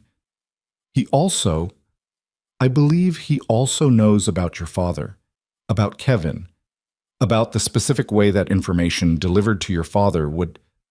He heard her breath change. He wouldn't, she said. The words came out stripped of everything except the bare statement. Adrian, he would. I'm sorry, Elena. I'm so sorry. He was on the sidewalk now, cold air hitting his face, and the apology felt entirely inadequate, and he offered it anyway because she deserved to hear it, even if it couldn't fix what it was trying to address. I'm going to fix this before it goes further. I need today. Rosalie starts back at preschool tomorrow, Elena said. Her voice had gone very quiet. I can't... Adrian, I cannot have my daughter's life. I know. He flagged a cab. Thomas was at the penthouse. There was no time to wait. I know. 1 day. Give me 1 day. And in the meantime, if anything feels wrong, if anyone comes to your building, anyone you don't know, you take Rosalie and you go to Kara's. You told me last night that wasn't necessary. I was wrong last night. A silence. I hate this, she said, quiet and raw and absolutely true. I know you do. I hate that I'm back inside something I spent 4 years making sure she would never be inside. I know. He got into the cab, gave the driver his penthouse address. Elena, I'm going to end this today. Not tomorrow. Today. Another silence, longer. My father cannot find out this way, she said finally. He cannot find out from a photograph sent by someone like Salvatore. Do you understand what that would do to him? To us? I understand. If he finds out that Rosalie's father is... She stopped. That her father was connected to the kind of people who... Her voice cracked, barely, at the very edge. My brother, Adrian. I know about Kevin. Then you know what this would... I will not let that happen, he said. I promise you, I will not let that happen. He almost never made promises. He had learned early that promises were liabilities, statements that could be audited, that created obligations and expectations and surface area for failure. He had spent his adult life speaking in terms of intentions and plans and likely outcomes. He made the promise, because it was the truth, because whatever it cost him, this particular thing was not going to happen. Elena's father was not going to receive that photograph. Martin Hartwell was not going to have his grief weaponized by Victor Salvatore. He would burn down everything else first. The penthouse felt different in the middle of the day. He moved through it quickly, straight to the study, the locked cabinet behind the desk, the secondary safe that Daniel Park had never been in because it contained materials that predated their professional relationship. Things Adrian had held on to not for leverage, but for a reason he had never examined too carefully. Insurance. Against himself, partly. Against the possibility that someday he would need to demonstrate clearly and irrefutably that he had never been at the top of the thing he had been part of, that there were names above his, decisions above his. He had 6 files. 2 of them were about Victor Salvatore specifically, not the network, not the wider organization, but Victor himself. Victor's personal finances, Victor's direct communications, Victor's connection to the union official from 2019, the private Delaware filing. 4 of them were about the men above Victor. He had never intended to use the 4. He sat at his desk and looked at them for exactly 30 seconds. His phone rang. Park. He called early, Park said. There was something in his voice, tight, compressed, the sound of a man managing something he had not expected to be managing. He didn't want to negotiate terms. He wanted to tell me something. What? He knows about the Delaware filing. Adrian went very still. The private legal firm, Park said. In Delaware, the sealed record. He named it specifically. He said, Park paused. Adrian could hear him reading something. He said, tell Adrian that the thing he thought was buried is the most exposed thing he owns. The Delaware filing, private, filed 18 months ago, held by a firm he had used once, specifically because they had no other connection to him. Used once, 18 months ago. Adrian set his hand flat on the desk, pressed until he could feel the edge of the wood against his palm. Daniel, he said. His voice was level, very level, the specific levelness of a man putting enormous pressure on something in order to keep it from moving. Who drew up the Delaware filing? Park was quiet for 3 seconds. I don't know. You handled that one independently. I used a firm called Reiser and Crane, Lower Manhattan. I used them because they had no connection to you, to me, or to any of the other... He stopped. Reiser and Crane. He had been referred to Reiser and Crane by an intermediary, a business contact who had used them for a delicate personal matter and recommended them for exactly the quality Adrian needed. Discreet, independent, no existing relationship with either side. The intermediary's name was Gerald Foss. Gerald Foss, who had been Adrian's point of contact for a logistics company he'd acquired 18 months ago. Gerald Foss, who had left the company 6 months after the acquisition in what had been framed as a mutual parting. Gerald Foss, whose name appeared in 2 of Adrian's network-era financial records as a secondary recipient. Gerald Foss, who had recommended Reiser and Crane. The leak is 18 months old, Adrian said. Park said nothing. He's had a man inside my operation for 18 months, possibly longer. Adrian stood. His body needed to move and he let it, pacing to the window and back. He let me run the Whitmore contact, let me build the case, let me think I was 3 steps ahead while he was watching every move. He pressed the heel of his hand against the edge of the desk. The week he gave me wasn't generosity. It was theater. He doesn't need the week. He's had everything he needed for... His phone buzzed. A text. Elena's number. Someone just buzzed my apartment. I don't know who it is. Rosalie is here. Adrian read it once and was already moving toward the door when the second text arrived. The buzzer message was just one word. It said, Kevin. The room went cold in a way that had nothing to do with the temperature. Kevin. Elena's dead brother's name. Delivered to her door buzzer, to her specifically, as a single word. Not a threat. Not an explanation. Just a name. The name of a wound. Victor wasn't waiting for midnight. Victor wasn't waiting for anything. The files were on the desk. The drives were at Park's office. Whitmore was locked in an internal review. The Delaware filing was compromised. The timeline was gone. The federal channel was gone. and somewhere across Brooklyn, a woman was standing in her apartment looking at a buzzer screen with her daughter beside her and a dead brother's name. He was in the elevator before he finished reading the second text. The penthouse elevator took 40 seconds to reach the lobby. He counted them. His coat was in his hand rather than on his body because there had been no time to put it on properly, and he was not going to stand still long enough to do it now. The files, the 4 files, the ones about the men above Victor, were in the interior pocket of his jacket, folded once, thick against his ribs. He had made a decision in the space between reading Elena's text and reaching the elevator door. The decision was this: he was not going to manage this anymore. 3 years of careful management, 3 years of methodical separation, clean exits, documented records, federal channels, backup contingencies. 3 years of operating like a man who believed that the right combination of preparation and patience could engineer his way out of something he had walked into voluntarily. Victor had watched all of it, had let him build every layer of the structure, and then, at the precise moment of maximum vulnerability, Elena and Rosalie identified, Whitmore neutralized, the Delaware filing exposed, had sent a single word to a buzzer panel in Brooklyn. Kevin, not a threat, a demonstration. I know exactly where to cut. The elevator hit the lobby. He was through the door before it fully opened. Thomas was not at the building. Adrian had sent him home at midnight, and there were no cabs on the block, which meant Adrian walked fast toward the avenue, phone to his ear, calling Elena with one hand and flagging traffic with the other. She answered immediately. "Don't open the door," he said. "Don't answer the buzzer again. Is Rosalie?" "She's in her room. She doesn't know anything is wrong." Elena's voice was controlled in the way that people are controlled when controlling themselves is the only useful thing left. "I told her I was doing grown-up phone stuff, and she's watching her show." "Good. Good." He got his coat on one arm, then the other, phone wedged between his ear and shoulder. "Has anyone knocked on the actual door?" "No, just the buzzer. If that changes, if anyone comes to the door, you call 911 first. Not me. 911. Do you understand?" "Yes." "Elena." He found a cab, got in, gave her address. "I'm coming to you, 20 minutes. What are you going to do when you get here?" "I'm going to get you somewhere safe, and then I'm going to end this." A pause. Short. "You keep saying that." "This time I mean it differently."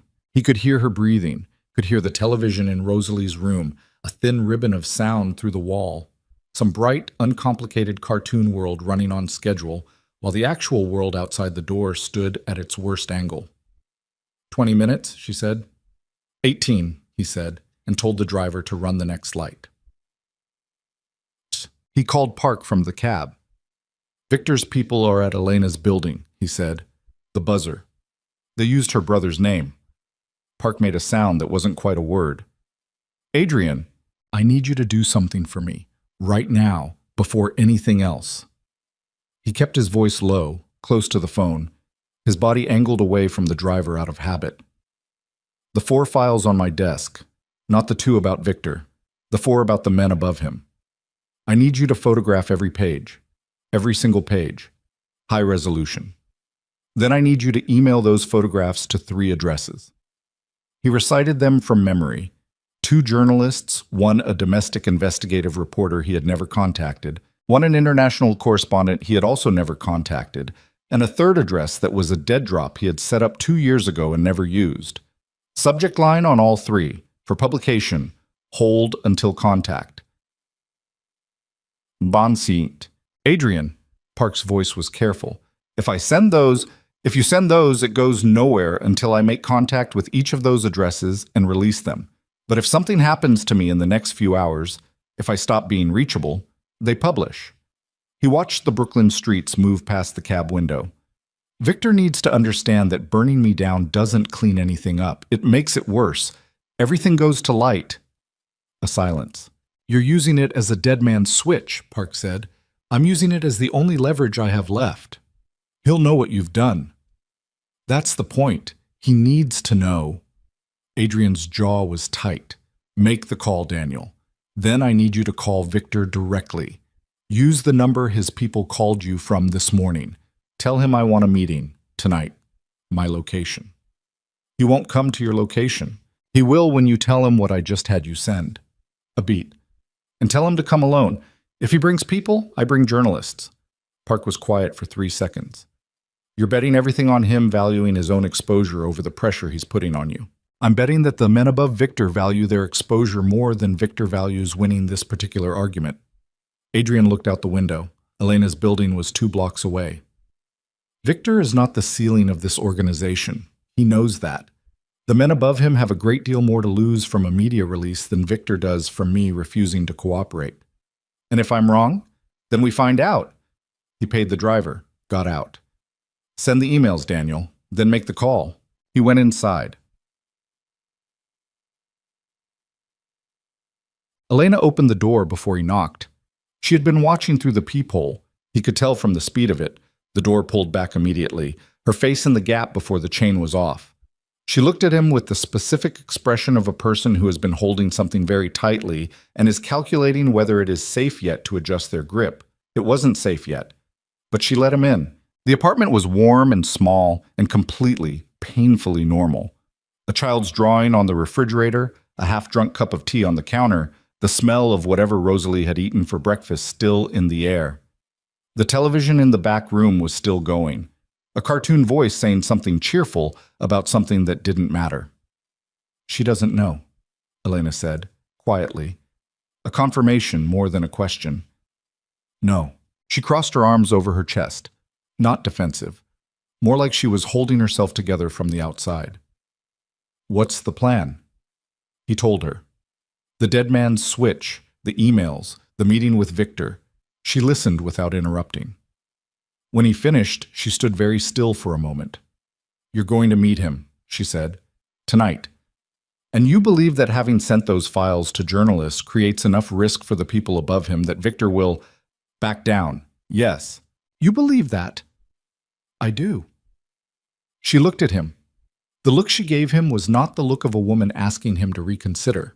It was harder than that. It was the look of a woman conducting a very fast, very thorough assessment of whether the man in front of her was operating from calculation or from desperation, and whether she could tell the difference. Where do you want us to go? She said. He exhaled. Kara's. She's in New Jersey. I know. I'll drive you.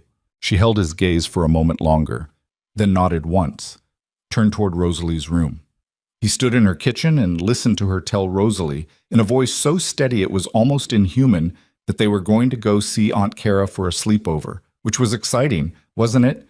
And yes, she could bring the stuffed rabbit. And yes, she could bring the other one too. And no, they weren't going in pajamas. Let's find your shoes. Rosalie's response to this was immediate and uncomplicated enthusiasm. Adrian stood in the kitchen and listened to his daughter be happy about something and stared at the drawing on the refrigerator. A figure with a large circular head and stick arms that might have been a person or might have been a son, signed at the bottom in large, uneven letters that spelled Rosalie. And felt something move through him that had no name he'd ever used. He took out his phone. Texted Park. Emails sent? Park. Sent. Victor's people are calling me back. Adrian, tell them tonight. My terms. He put the phone away. Rosalie came out of the back room with a rabbit under each arm and wearing one shoe. She looked at Adrian with the frank, unsurprised directness of a 4-year-old who had apparently decided at their first meeting that he was acceptable and had not revised this position. You have 2 shoes, she told him. I only have one. That's true, he said. Mama's finding the other one. Smart plan. She studied him for a moment. Are you coming to Aunt Kara's? Not tonight. She appeared to process this. That's okay, she said generously. Aunt Kara has a dog. His name is Biscuit. He's not very big. Sounds like a good dog. He barks at the mailman. She paused. Mama says it's because he doesn't know the mailman isn't dangerous. But I think maybe Biscuit just likes to bark. Adrian crouched down to her level, the files pressed against his ribs. His phone was in his pocket. Somewhere across the city, Daniel Park was negotiating the terms of a meeting that could go badly in 6 ways he had already mapped, and 2 or 3 he hadn't thought of yet. Rosalie, he said. She looked at him with those eyes that were his eyes in someone else's face. Have a good time at Aunt Kara's, he said. Look after your mama. She took this charge seriously. He could see it register. The squaring of small shoulders, the adjustment of grip on both rabbits. "Okay," she said. "I will." Elena appeared with the second shoe in a bag.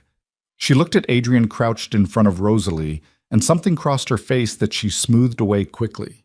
She helped Rosalie with the shoe and then straightened and met his eyes. "Ready?" she said. He drove them to Kara's himself, in a rental car Park had arranged. Nothing traceable to Adrian, nothing connected to Thomas or the usual vehicles. 40 minutes through tunnel traffic, Rosalie asleep in the back seat before they crossed into New Jersey, both rabbits under her chin. Elena sat in the passenger seat and watched the road and didn't speak for the first 20 minutes. When she did speak, her voice was quiet enough that Rosalie couldn't have heard even if she'd been awake. "I need to ask you something," she said. "Okay." "The files you sent to those journalists, the 4 about the men above Salvatore." She kept her eyes on the road. "Are your name in them?" He kept his eyes on the road too. "Yes." "In what capacity?" "As a participant. In the earlier years." He paused. "It's documented honestly. I was part of the network. I moved money through it. I used its infrastructure. I benefited from it. The files don't pretend otherwise." She was quiet. "If those files are ever released," she said carefully, "publicly, my name is in the public record." "Yes." He changed lanes. "The Vail deal gets complicated. Some other things get complicated. My attorneys will have work to do." He kept his voice level. "It's not a clean outcome for me personally. But you sent them anyway." Victor had to believe that I was willing to burn myself down along with him. If I'd only sent the files that implicated other people, he'd know I was protecting myself. This way, he paused. This way he knows I've already accepted what it costs.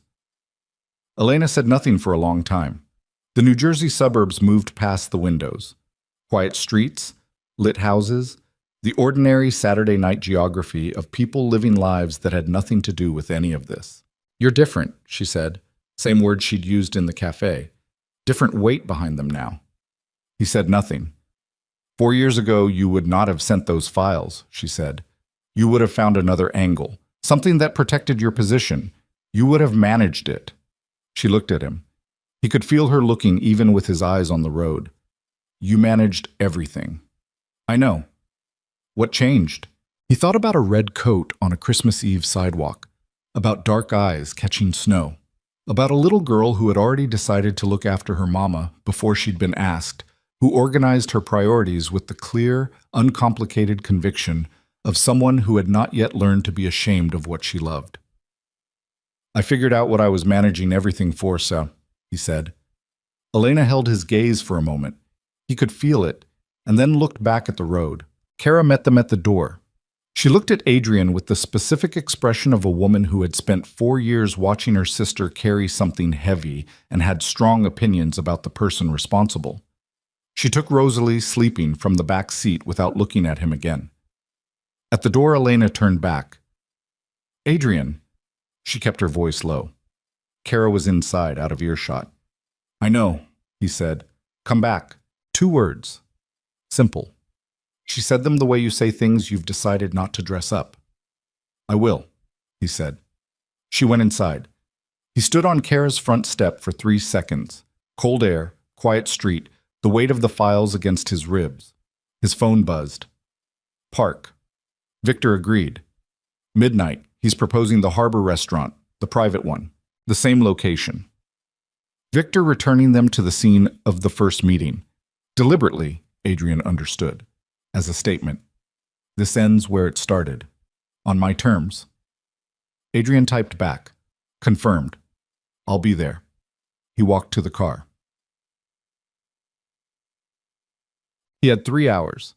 He drove back through the tunnel and spent 40 minutes with Park going over the architecture of what came next. The journalists had the files. The dead man's switch was live. Victor knew it. What Adrian needed now was the meeting to function as an endpoint rather than an escalation. And that required Victor to walk in believing that the cost of continuing to pressure Adrian exceeded the benefit of whatever cooperation he was demanding. The math had to be right. Park walked him through it twice. The exposure in the four files was significant, not just for Victor, but for the men above him, men who had maintained political and financial legitimacy for decades and whose entire operation depended on never appearing in a headline. Victor could absorb a great deal. The men above Victor could not absorb a journalist with four files full of documented transactions and cross-reference political connections. He's going to push back, Park said. He's going to tell you the switch is a bluff, that you won't release files that expose yourself. And I tell him he's right.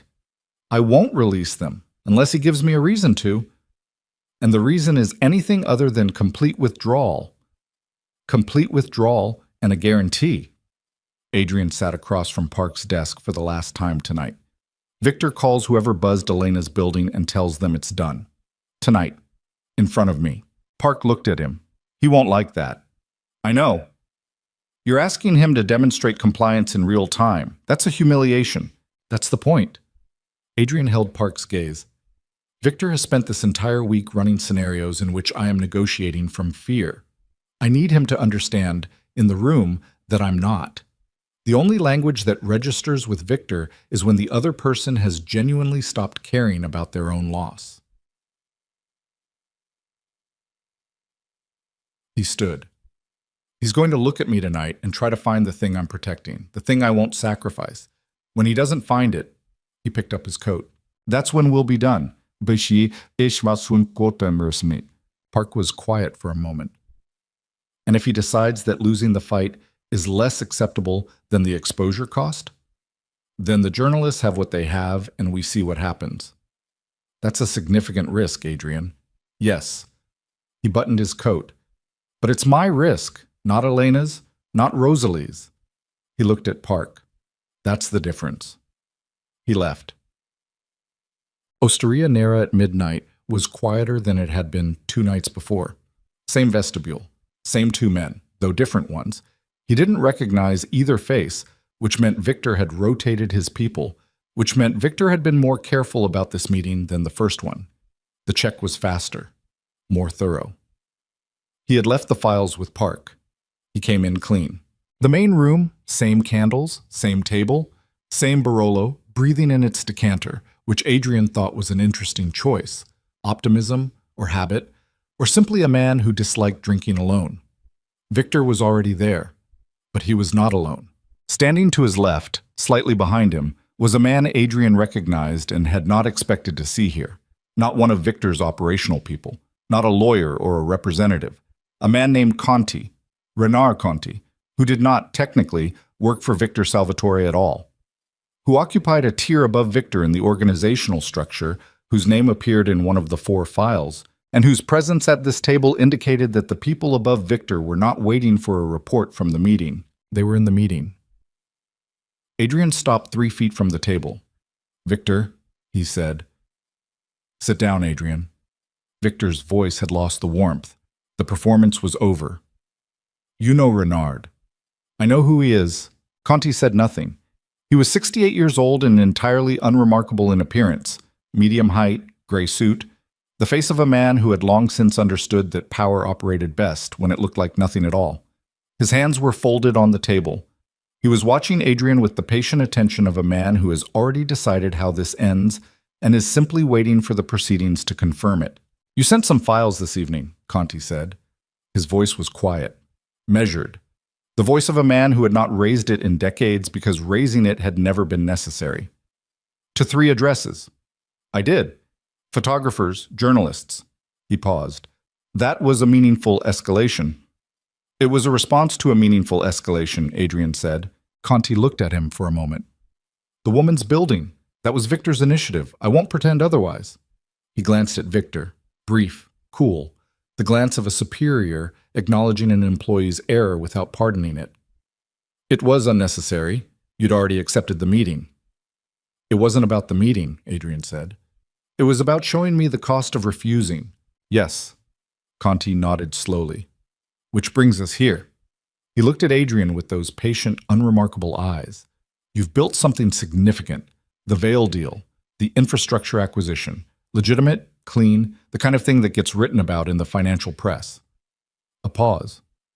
"We don't want to damage that." "Then don't." "The concern," Conti said, as though Adrian hadn't spoken, is not about what you've built. It's about what you know, and more specifically about what you might, in certain circumstances, feel compelled to do with what you know. He leaned forward very slightly. The files you sent tonight represent one version of those circumstances. We'd like to understand what other versions exist. Adrian looked at him. There are no other versions. The files go nowhere if you go nowhere. That's the entire arrangement. The arrangement as you've constructed it, Conti said, requires us to trust your long-term judgment, your long-term stability. He folded his hands more tightly. The woman complicates that. She has nothing to do with this. She has everything to do with it. Conti's voice was still entirely level. A man with no attachments is a known quantity. A man with a child he paused, with a family forming. That man's calculus can change. Under pressure, under grief, he may make decisions he wouldn't otherwise make. He looked at Adrian steadily. We've seen it before. The candle between them burned without moving. The restaurant was absolutely silent. What are you saying? Adrian said. Not because he didn't know, because he needed to hear Conti say it directly. I'm saying that the arrangement you're proposing, Helkars, leave us alone and we leave you alone, is sustainable only if we can be confident that the variables in your life remain stable. Conti held his gaze. The woman. The child. Those are new variables. We don't know them. We don't know how they affect your decision-making. So what do you want? Conti was quiet for a moment. We want oversight, he said. Not operational involvement, not the consulting arrangement Victor described. Simply awareness of significant decisions, of changes in your circumstances. He spread his hand slightly. Think of it as an ongoing relationship, low maintenance, primarily passive. The word passive sat in the room and meant nothing of the kind. Adrian looked at the man across from him, looked at Victor, who had not spoken since the introduction, and who was watching this exchange with the careful blankness of a man who has been partially sidelined from his own meeting and is managing his reaction to it. He thought about Elena at Kara's door saying, "Come back." He thought about Rosalie with 2 rabbits under her chin, asleep in the back of a car, utterly unaware that the world had spent the last 36 hours attempting to use her as a pressure point against a man she didn't know was her father. He thought about what Park had said. You're betting that the men above Victor value their exposure more than Victor values winning.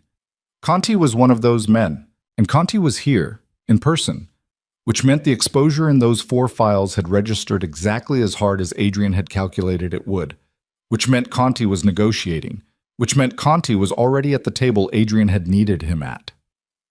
Adrian reached into his jacket. Both men across from him went slightly rigid. Victor's hand moved toward the table edge. One of the men near the wall shifted, and Adrian produced slowly and with deliberate visibility, not a weapon, but a phone. His phone. He laid it on the table face up. Call whoever you sent to Elena Hartwell's building, he said. Tell them it's over. Tell them to leave the neighborhood and not return. He held Conti's gaze. Do that now, in front of me, and I'll tell you what the actual arrangement is. Conti looked at the phone, looked at Adrian. Something moved in the older man's face, not anger, not quite. Something more like the recalibration of a man encountering a pressure point he hadn't expected to encounter. The recognition that the variable he'd been reading as manageable had just demonstrated that it wasn't. Victor started to say something. Renard, Adrian said, looking only at Conti. You came here because the files exist. You came because your name is in them. You came because you'd rather close this quietly than have a journalist making calls. He leaned forward. I'm offering you quiet. But quiet doesn't look like oversight. Quiet doesn't look like ongoing relationships and passive awareness. He pushed the phone 2 inches toward Conti. Quiet looks like a phone call, right now. And then we discuss the only terms I have. The restaurant was completely silent. Conti looked at the phone on the table between them, looked at Adrian, and reached. Conti picked up the phone. Not his own phone, Adrian's, from the table. He looked at it for a moment, the way a man looks at something he has calculated the weight of and found acceptable. Then he took out his own phone, dialed a number from memory, and held it to his ear. The call lasted 40 seconds. Adrian watched Conti's face during those 40 seconds, with the complete unblinking attention of a man who has placed everything he has on a single number and is watching the wheel turn. Conti spoke quietly. 3 sentences, a pause, 2 more. And his expression throughout was the expression of a man giving an instruction he had given many times before and expected to be followed without elaboration. He ended the call, set his phone on the table beside Adrian's. "Done," he said. Adrian held his gaze for 3 full seconds, measuring.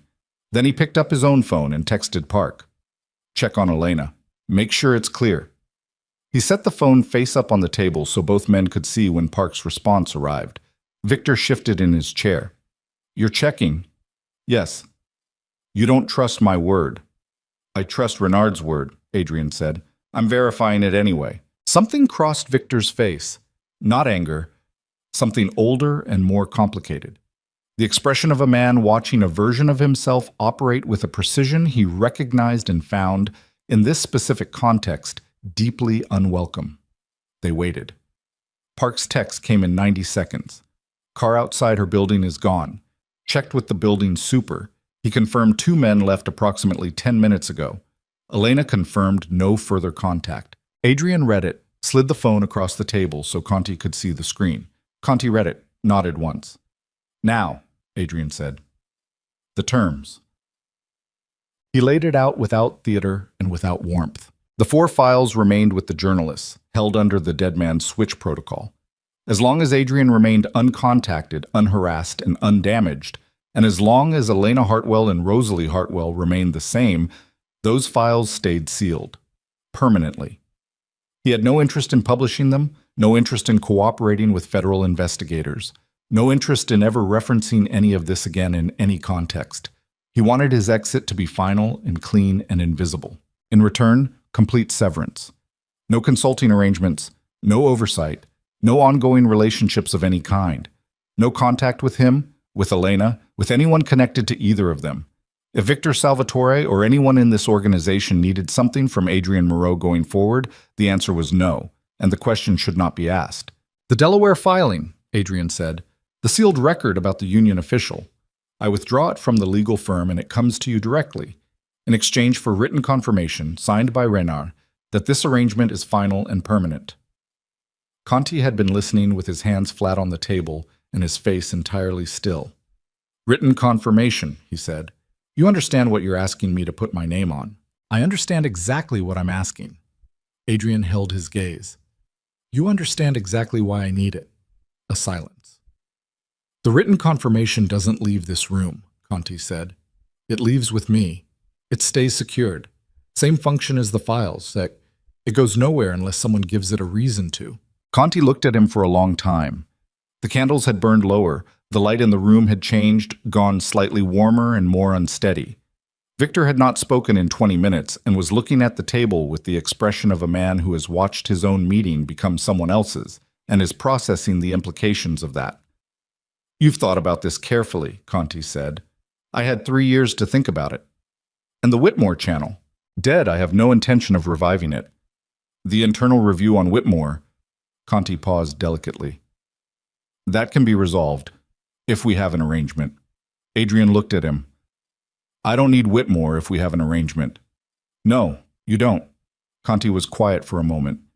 "But you needed him 2 days ago, before you decided to take a different approach." 2 days ago, I was trying to solve this cleanly through legitimate channels." Adrian's voice was even. "You made that impossible." "Victor made that impossible," Conti said. Again, that brief, cool glance at Victor. "The Whitmore contact was an error in judgment on several levels." He paused. "I'm saying it can be undone. If you'd prefer the legitimate channel, complete cooperation with Whitmore, full evidentiary handover, federal protection for yourself and your family, I won't stand in the way of that." Adrian went still. The offer was real. He could see it was real.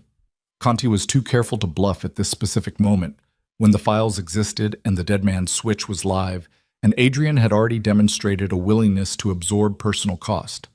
Conti was offering him the exit he had originally wanted, the clean federal conclusion, because Conti had done the math and understood that the exposure in those 4 files was significant enough that a controlled arrangement with Adrian was preferable to an uncontrolled investigation. Both paths led to the same destination. Adrian out, the files sealed, the organization intact. The federal path was cleaner, more permanent, harder to walk back. The private arrangement was faster, less public, required trusting a document signed by a man whose word was worth exactly as much as his continued self-interest. Adrian looked at the candle between them. Thought about Park saying once it starts, you can't stop it. Thought about what a federal cooperation process actually looked like. The months, the depositions, the visibility, the way it would move through every corner of his life and Elena's life and eventually, in some form, into the public record where anyone could find it. Where Rosalie could find it someday. Where Martin Hartwell could find it. Thought about Elena at Kara's door. Come back. The private arrangement, Adrian said, with the written confirmation. Tonight. Conti nodded. Once final. He produced a pen from his interior jacket pocket, a physical pen, which Adrian recognized as a statement. A man who still signed things by hand was a man who understood the weight of signatures. And he looked at Adrian and said, "Draft the language." Adrian took the pen. He wrote it on the back of the restaurant's printed menu because there was no other paper on the table, and because, in another world, this would be almost funny. 6 sentences. Specific, unambiguous, naming Conti by full name and title, naming the organization in language that was precise without being legally actionable, stating the terms of the permanent severance, stating the condition of the Delaware filings transfer, stating that violation of these terms released Adrian from any obligation regarding the sealed files held under Dead Man's Switch protocol. He pushed it across the table. Conti read it again, signed it. Adrian folded the menu page twice and put it in his coat's inner pocket, against the left side of his chest, directly over his heart, which he was aware was the kind of detail a person noticed and then spent a long time not knowing what to do with. The Delaware filing, Conti said, within 48 hours. Park will arrange the transfer. Conti stood. Victor stood. The 2 men near the wall moved toward the door. Conti looked at Adrian one final time. There was something in the look, not respect exactly, and not contempt, and not the warmth that Victor had always performed. Something more neutral than any of those things. The look of a man who has encountered a variable he underestimated and is filing the information away. The girl, Conti said. Not a threat, just words. Whatever she becomes, she has your eyes. He walked out. Victor followed without speaking. Adrian stood alone in the restaurant with the lower burning candles and the untouched Barolo and the particular silence of a room that has just held something significant and is now simply a room again.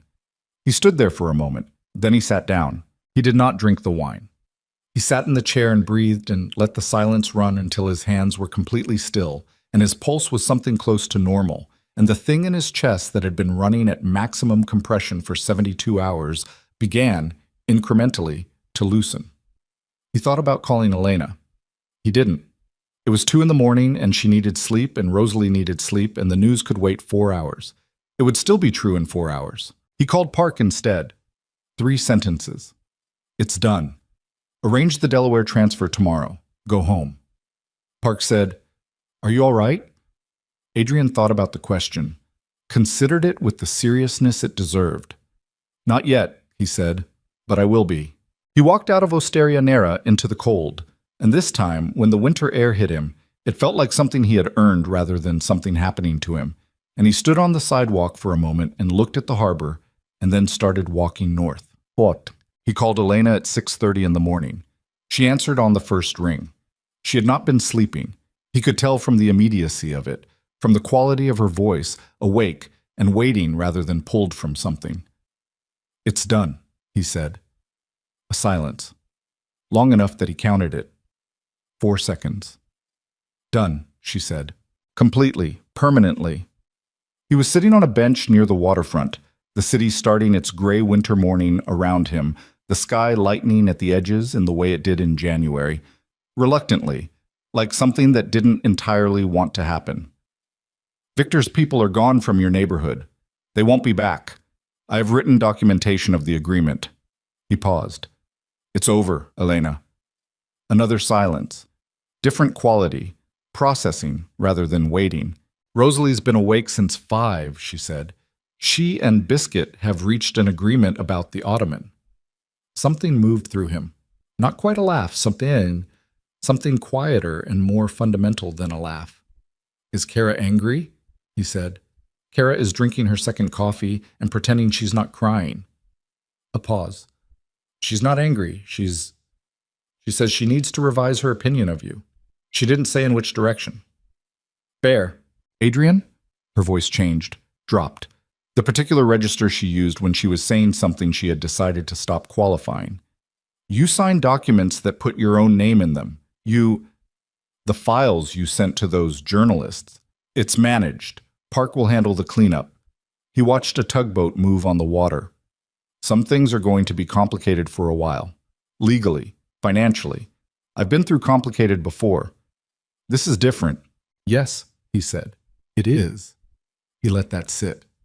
But it's done. And he paused. Elena, it's the right kind of complicated.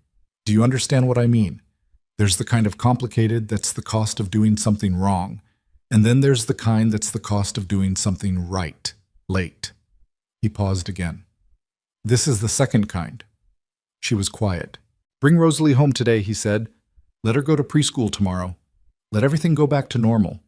He watched the water. And when you're ready, whenever you're ready, I'd like to have a conversation that isn't about any of this, about what comes next.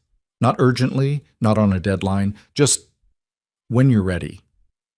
The line was quiet for a long moment. She asked about you this morning, Elena said. Rosalie. She woke up and she asked if the man from Christmas was coming to Aunt Kara's today. He was quiet. I told her probably not today, Elena said. She said okay. She said maybe another day. A pause. She said she wanted to show you Biscuit. He looked at the water. The tugboat had moved on. The sky was doing something subtle and slow in the east, the first suggestion of color behind the gray. I'd like to meet Biscuit, he said. He heard Elena exhale. A long, slow exhale, the kind that carries something with it when it goes. Get some sleep, she said. You sound like you've been awake for 2 days. Close to it. Go home, Adrian. Yeah, he said. I'm going. Chub. The legal work took 3 weeks. Park handled most of it. The Delaware filing transfer, the renegotiation of 2 contracts that had become complicated by the exposure of Adrian's network-era financial history, a careful and thorough review of every outstanding liability that the events of early January had put back in motion. There were difficult conversations. There were mornings when Adrian sat across from lawyers and answered questions he had spent 3 years hoping he would never be asked directly, and he answered them honestly, and it cost him specific things in specific amounts that Park documented and that Adrian signed off on without argument. The Vail deal survived. Marcus Vail, who was 63 years old and had not gotten to 63 as a steel magnate by panicking at complexity, reviewed the disclosed history and called Adrian personally and said, in the measured tone of a man issuing a verdict, I do business with who a man is today, son, not who he was 10 years ago. We proceed. Adrian had not expected that. He sat with it for a long time after the call ended. He saw Rosalie for the first time after that night on a Tuesday afternoon in the second week of January. Elena had arranged it carefully. A trip to a small park near her building, nothing structured, nothing that required explanation or ceremony.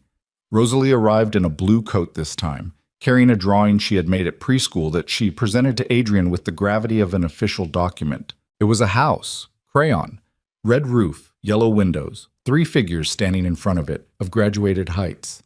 That's a family, Rosalie told him. She pointed to the tallest figure. That one's the daddy. I don't know what he looks like yet, so I made him tall. Adrian held the drawing with both hands. Elena was watching from the bench 6 feet away. She had a coffee she wasn't drinking and an expression she wasn't bothering to hide. Something soft and ruined and honest. The face of a woman watching something she had protected for 4 years begin to become what it was always supposed to be. He looks like a good daddy, Adrian said. Rosalie considered the drawing critically. His arms are too short, she said. I'll make a better one. I'd like that, he said. She nodded, satisfied, and ran toward the swings. He told Elena about her brother on a Sunday evening in February. Not the full scope of it, not Victor's specific language, not the word buzzed at her door panel, but the shape of it. That Victor had known about Kevin, had understood exactly how the information could be weaponized, had prepared it as a lever. She listened at her kitchen table with both hands around a mug she'd stopped drinking from halfway through. When he stopped talking, she was quiet for a moment.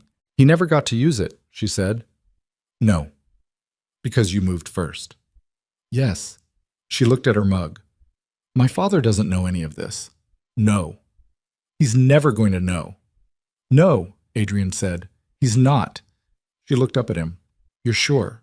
"The arrangement is permanent, Elena. No one from that organization has any reason to contact your father or anyone connected to you. The cost of violating the arrangement is everything they spent 30 years building." He held her gaze. "They're rational people. Terrible, but rational." She absorbed this. The kitchen was quiet around them. Rosalie was asleep, the apartment in its nighttime stillness. "I want to tell my father about you," she said. "About Rosalie's father. Not everything, not the history, not any of this. Just that you exist, that you're in our lives." She paused. "He needs to know that before he meets you, and I want him to meet you." Adrian looked at her. "Okay? He's going to be difficult. I expect that. He's going to ask questions. I'll answer them." She looked at him steadily. "He's going to ask what took you so long." The sentence sat between them with all its weight. "And you'll tell him the truth," she said. "Not a question. Not quite." "I'll tell him I made a mistake I spent 4 years learning the cost of," Adrian said, "and that I'm not going to make it again."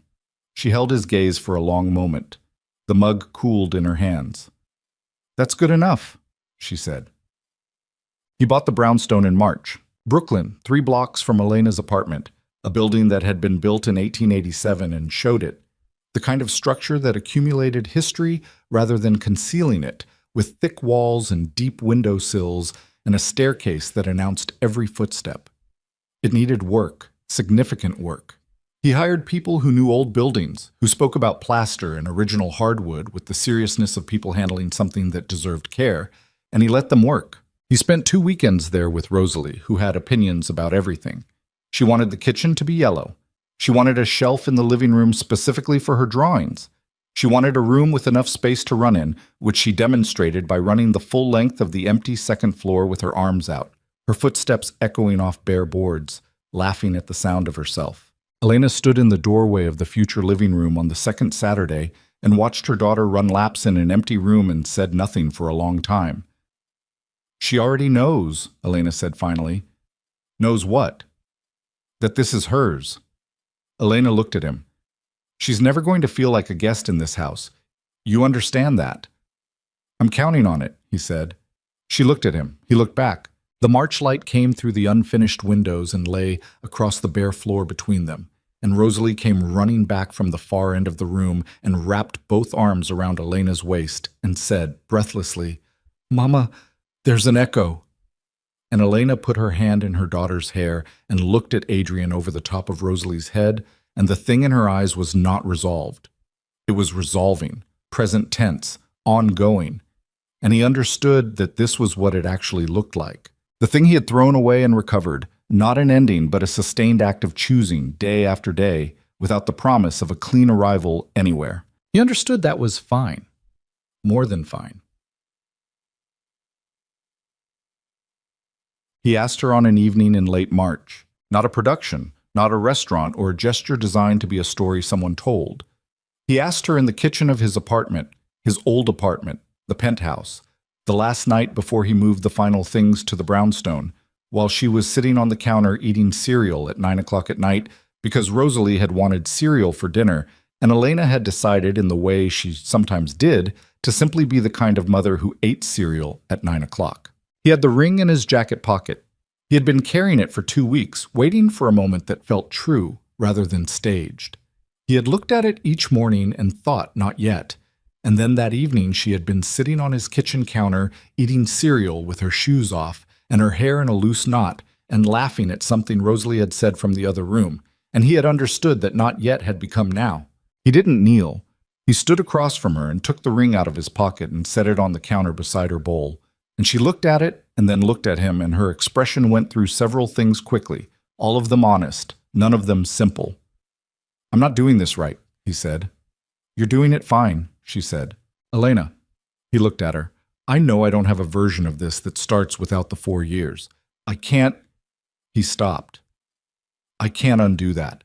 I can't give you back the time, or give myself back the time, or give Rosalie. He stopped again. He was better at most things than he was at this. He was going to be bad at this in front of her, and he had decided that was all right. I don't have a speech. I want to be here. Every day. Whatever that costs and however long it takes and whatever it looks like when it's hard. He held her gaze. I'm asking you to let me. She looked at the ring on the counter, looked at him. You could have done this at the restaurant, she said. The one in Tribeca that you like. With the good wine. I could have. This is my kitchen counter at 9 p.m. with cereal. Yes. She reached out and picked up the ring, looked at it in the kitchen light. A simple thing, nothing excessive. The kind of ring that said, I paid attention rather than I paid. He had spent a long time on it. Rosalie's going to want to wear this, she said. I'll buy her one. Elena looked at him, then she laughed. Not a polished laugh. The real kind. The kind that comes from somewhere below calculation. The kind you can't manufacture on a bad day. She laughed and put the ring on and looked at it on her hand and then looked back at him. And her eyes were bright with something that had nothing to do with sadness. Not entirely, though sadness was in it too, because real things always have some sadness in them, the weight of everything they cost. Okay, she said. Okay? You heard me. She held out the hand with the ring. Come here. He did. Jan. They told Rosalie on a Sunday morning in April. Elena had thought carefully about how. Had read things. Had talked with her pediatrician, had considered the words with the same deliberate precision she brought to everything that mattered most. She sat on the floor of the living room with Rosalie in her lap and Adrian across from them, and she said, in clear and simple language, that Adrian was Rosalie's father, that he had not been able to be with them before, but that he was here now, that he loved her, that this was good news. Rosalie listened to all of this with her particular focused attention. When Elena finished, Rosalie looked at Adrian. He held her gaze. She tilted her head the way she did when she was processing something. The particular tilt he had seen on Christmas Eve and every time since. That internal calibration, visible from the outside. I know, she said. Elena blinked. You? I know, Rosalie said again, with the patient tolerance of a person explaining something obvious. He has the same eyes as me. She looked at Adrian. I noticed. Adrian said nothing for a moment. When did you notice? He said. Christmas, she said. When you were walking in the snow. She appeared to consider whether further explanation was required and decided against it. Are we going to the yellow kitchen house now? Yeah, Adrian said. His voice came out rough and quiet. Yeah, we're going to the yellow kitchen house. Good. She climbed out of Elena's lap and went to get her shoes. I want to run in the room again. Elena looked at Adrian. He looked at her. There was nothing adequate to say about what had just happened, so neither of them said anything, which was right, which was exactly right, the silence holding what words would have made smaller. The brownstone was finished in May. The kitchen was yellow. The shelf in the living room held 11 drawings, curated by Rosalie with serious editorial judgment. The staircase still announced every footstep, and neither Adrian nor Elena made any effort to fix this because Rosalie had declared it was the house telling them things. Martin Hartwell came to dinner in June. He was 67 years old, and he had the particular bearing of a man who had survived something enormous and reorganized himself around the survival. Upright, watchful, careful with his warmth in the way people become when warmth has cost them before. He shook Adrian's hand at the door, and his grip said everything his face was controlling. Dinner was long. Rosalie sat next to her grandfather and fed him information about the house with the authority of a tour guide, and he listened with the particular helpless tenderness of a man encountering a grandchild who has his dead son's way of tilting her head. After dinner, after Rosalie was in bed, Martin sat with Adrian on the back steps, while Elena and Kara cleaned up inside. Kara had come too, and her revision of opinion had landed somewhere in the territory of provisional acceptance, delivered with the weight of a warning. Martin looked at the small backyard, the May darkness, the sound of the city over the fences. She told me some of it, Martin said. Elena, not all, some. Yes, Adrian said. She protected you, Martin said. For years. She kept Rosalie away from whatever you were. He paused. I want you to understand that I know that. I know you know. Martin was quiet for a moment. Kevin was 26, he said, when he died. Adrian said nothing. There was nothing to say. I spent a long time being angry at the wrong things, Martin said. At the right things, too. But the wrong things more. He paused. Elena's mother, she used to say that anger was just grief that hadn't figured out where to go yet. A long pause. I think she was right about that. The yard was quiet. You hurt my daughter, Martin said. Not heated, just true. Yes, Adrian said.